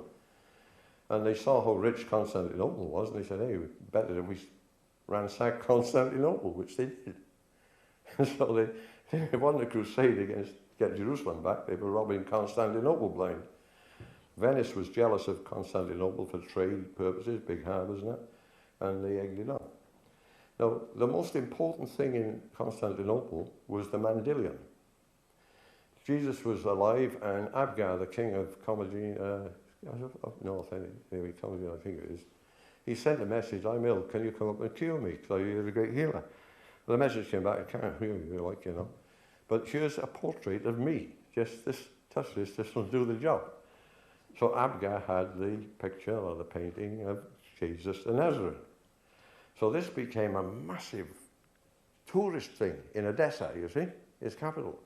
They had the Mandilion, put it in a box, and they hid it in the tower of the gatehouse and all this sort of thing. Right? You go through here under protection of JC. Later, the Emperor of Constantinople wanted it, and he finally got hold of it. So the Mandilion, the portrait of Jesus himself, is in Constantinople. Robert de Clare, the second most powerful man in Britain next to the king, he was Lord of Glamorgan, which meant Gwent and Brecon and everywhere at the time, right? And he was also Earl of Gloucester. Well, at Cardiff, on Cardiff Bay, at Cogan Pill, he assembled 3,400 of his soldiers and sailed his fleet out to join the crusade. Now, the notations are bloody weird by these historians. There's the most valuable thing in Christendom, right? The portrait of JC. And it says, an obscure French knight named Robert de Clare took the Mandilion. Obscure French knight? They'd let an obscure little nobody do that with all the big princes out there, like hell he did. It's clearly Robert de Clare, you see. Well, the interesting thing is he died out there. And then some of his followers came back, and they brought with them a casket. And this casket was placed in the Greyfriars Monastery in Cardiff. Now, Henry VIII dissolved the monasteries. We know what happened to the Mandilion is something we're now in pursuit of the Mandilion now. It gets worse, doesn't it? And so this is what we do and how we do it. Robert de Clare, nobody thinks of, say, a Welsh crusading army, do they? It doesn't happen. It did happen. We've only got a few minutes. Look, if anybody's got a question, I'll be delighted to sort of skate around it. Dodgy issue. Yeah. Hey? I don't know what I'm going to say when I get up here. That's the truth. I don't. Karen will tell you, I just get up and see what happens. I try not to repeat myself too much. But the research is ongoing. We're as popular as the rattlesnake in the lucky dip, as I said. And we are getting zero cooperation. BBC have tried to torpedo us 3 times, 4 times. They're not our friends. We know too much about them. I know I won't say there's a huge scandal about the BBC in Wales. It's not fitting. And we know far too much about them, you know. Suffice it to say the Chief Constable of South Wales retired with 4 years on his contract. I don't know if you know it, but James Callaghan and was the one-time Prime Minister, another officer before, and he had a sidekick, George Thomas, who was the Speaker. Before that, he was Secretary of State of Wales. They were in with Julian Hodge, a banker, you see. They bought rubbish land up, worthless up at Mount. When it came to moving the big mint out of London, because it couldn't expand in London, it was too small a site, the only place on earth to put it was on the land owned by Callaghan, Thomas and Hodge. So debate on bootlaces or something going till about 2:30 in the morning one Thursday night. And Callaghan and Thomas, about 20 Labour MPs, Callaghan and Thomas walked in and apologised to the House of Commons.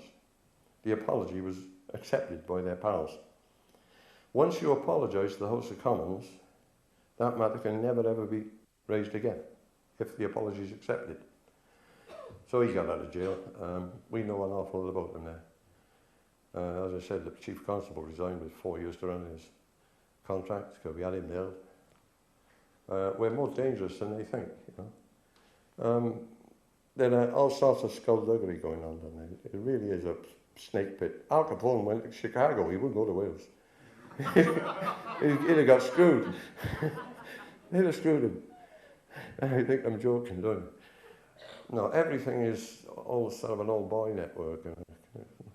A man went and presented himself to English Heritage in the early 80s.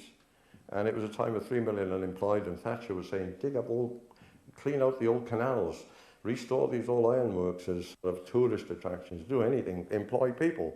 The archaeologist had a field day. He went to English Heritage, said, I've got a degree in archaeology, first class honours from Southampton. So they gave him a job. Sent him down to West Country, and there was numbers of digs going on, employing a number of people. So they sent someone down to have a look. There weren't any digs, there weren't any people. He was inventing them all and paying himself with the money. So they called in Scotland Yard, and they said, then they realised, hang about, this will get a hell of a bad reputation for us if it gets in the press. We look like fools, English Heritage, will be. So they said, stop the investigation. Scotland Yard said, no, we can't do that. You've reported a crime. So they got a young clerk, and they said, this is true, it was in the press, but not completely.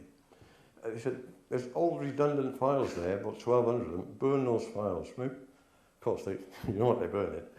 Well, the young clerk got it wrong, and he burnt the ones they wanted burned, but he also burnt some of the wrong ones. Now that's why, if you go to English Heritage and say, please can I see the deeds of Dover Castle, 200 years old, 2,000 years old, they can't show them to you. The clerk burned them. And numbers of other ancient houses. He burnt the wrong ones, didn't get it right. They're very embarrassed. So now the case can't proceed because there's no evidence.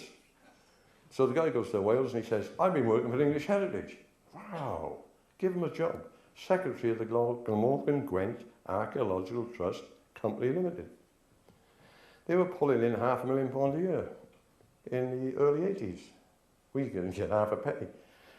And he was running an office in Swansea Docks, silly little building with a clerk there and a typist. Must have cost him all of £800 a week to do. And he's getting 11,000 a week through his door. He's there as an archaeological fire brigade. Anything goes wrong, he'll rush out and do the job. But when he rushed out to do the job, he charged. And he had a sidekick, Professor Manning, who wrote an archaeological department paper from University of Wales, Cardiff. We investigated Manning. I went up to the valley, actually, to see the headmaster who taught this bloody crook in school, the one who didn't have an archaeology degree, who left school at 16. He said, I thought he'd have turned up on the forecourt of a garage, turning back clocks on the cars. But, yeah. So Manning now is a professor writing on archaeology. We investigated him. He's got a PhD and a BSc in chemistry. Huh? And these are the guys who are sort of experts opposing us and being listened to. And finally, when it blew up in their face, they had to get rid of them, you know. But they kept it quietly, so there's no scandals, eh? But the animosity between us and them is legendary. Don't try doing anything in Britain, is my advice. If you want to do something, go to Germany, France, anywhere, you know. Did we talk about Mary Magdalene? Did we? Did I? Well, Mary Magdalene, let's do her quickly. Antony and Cleopatra. Antony and Cleopatra, right? They had 4 children, 2 sons and 2 daughters. the one son is made king of Syria and Cyprus and everything else, upsets Octavian, right? Big war, Antony is defeated by Octavius, Cleopatra dies. They kill the two sons. The one daughter marries Agrippa, who is, I think, son of Herod I, Herod the Great. The other daughter is also named Cleopatra. She marries Juba II, the king of Media. And Juba I is also, Juba II lived most of the time in Rome. He was a scholar, actually. But he's the king of Numidia. So this lady, you see, she's the heir of Mark Antony, who claims descent from Numa. Numa is the first king of Rome after Romulus, the founder. You can't get any bigger descent, you see. Julius Caesar claims a descent from Numa.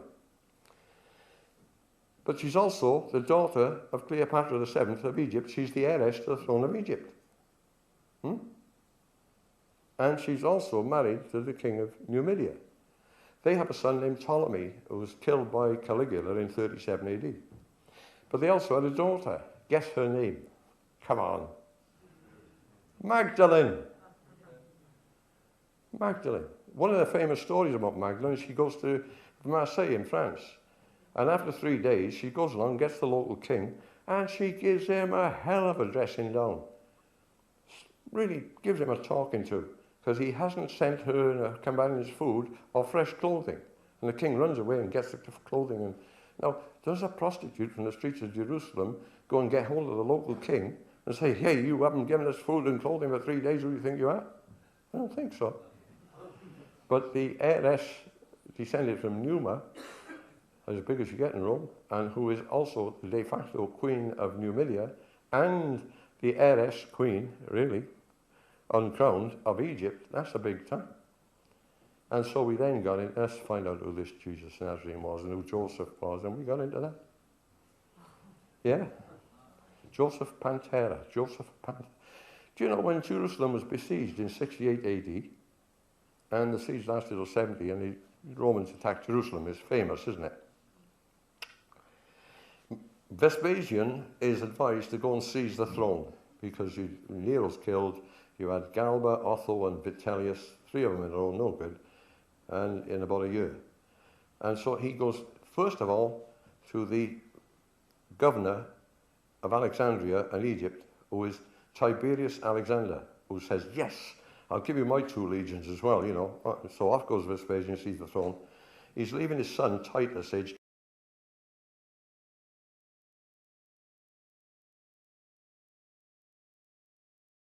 Media. And Juba I is also, Juba II lived most of the time in Rome. He was a scholar, actually. But he's the king of Numidia. So this lady, you see, she's the heir of Mark Antony, who claims descent from Numa. Numa is the first king of Rome after Romulus, the founder. You can't get any bigger descent, you see. Julius Caesar claims a descent from Numa. But she's also the daughter of Cleopatra VII of Egypt. She's the heiress to the throne of Egypt. And she's also married to the king of Numidia. They have a son named Ptolemy, who was killed by Caligula in 37 AD. But they also had a daughter. Guess her name. Come on. Magdalene. Magdalene. One of the famous stories about Magdalene is she goes to Marseille in France. And after 3 days, she goes along, gets the local king, and she gives him a hell of a dressing down. Really gives him a talking to, because he hasn't sent her and her companions food or fresh clothing. And the king runs away and gets the clothing. And now, does a prostitute from the streets of Jerusalem go and get hold of the local king and say, hey, you haven't given us food and clothing for 3 days, who do you think you are? I don't think so. But the heiress descended from Numa, as big as you get in Rome, and who is also the de facto queen of Numidia, and the heiress queen, really, uncrowned, of Egypt. That's a big time. And so we then got in, let's find out who this Jesus Nazarene was and who Joseph was, and we got into that. Yeah. Joseph Pantera. Joseph Pantera. Do you know when Jerusalem was besieged in 68 AD, and the siege lasted till 70, and the Romans attacked Jerusalem, is famous, isn't it? Vespasian is advised to go and seize the throne, because Nero's killed. You had Galba, Otho, and Vitellius, 3 of them in a row, no good, and in about a year. And so he goes, first of all, to the governor of Alexandria and Egypt, who is Tiberius Alexander, who says, yes, I'll give you my 2 legions as well, you know. So off goes Vespasian, sees the throne. He's leaving his son Titus, aged 28, who is not up to it, to attack Jerusalem. And he is the de facto aide-de-camp, but commander-in-chief of the armies attacking Jerusalem. What's his nationality? Guess, come on. He's Judean. You had a Judean attacking Jerusalem? Come on. He's of the family of Boethus, who built the big tombs in the Kidron Valley, you see. Herod was sending to Alexandria to get priests, because he didn't want the turbulent Judean priests in his new temple. He wanted docile priests to do what he said, you see. He was importing them. And they came from this family of Boethus, mainly. And they were, the leading person in Alexandria was the Alabach. Right? They were Judeans, the Alabachs. And the man who attacked Jerusalem, or led the Roman armies were like the French Foreign Legion. There was all sorts in it. They weren't just all Romans, not by a mile. Romans didn't want to go fighting, they wanted to live in Rome. And so nothing is quite as you think it is. And it looks as if JC is actually the son of Joseph Pantera. They've said for years there's no such person as Pantera. He never existed. Then in Bingerbrook in Germany, not so long ago, they dug up a big tombstone showing a senior Roman officer in an arch thing, and underneath it says Pantera, who never existed. That's why they could flee to Egypt, you see, because they're fleeing to his family, the most powerful family in Egypt, and the richest. It's an entirely different slant on Christianity, isn't it? They call him a carpenter because the Greek word for carpenter was it's architect, actually. And it's another one of these cock-ups. So we haven't published much on that.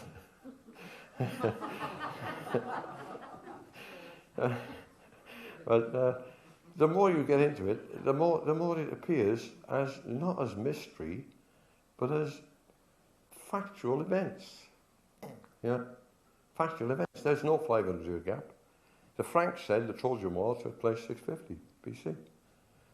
The Romans said the Trojan War 650 BC.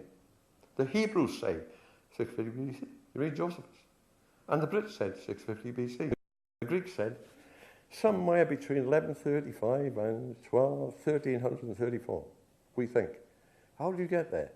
Well, we got this king, that king, and the other king, and then 18 generations of 37 years. Who were they? Don't know. By the way, nobody lived in Greece at the time. You know, the Trojan War took place 650 BC. And once you do that, all the work of Velikovsky, all the work of these others, Peter James, everything falls into place. It's the Trojan Wars, 500 years out. I don't mind, they don't mind 50 years, they put up with that, but it's time they're 500 years out, they look stupid. Can't help them. Right, anybody got anything to say? Because I think they're going to knock me off in a minute. Oh, right. No?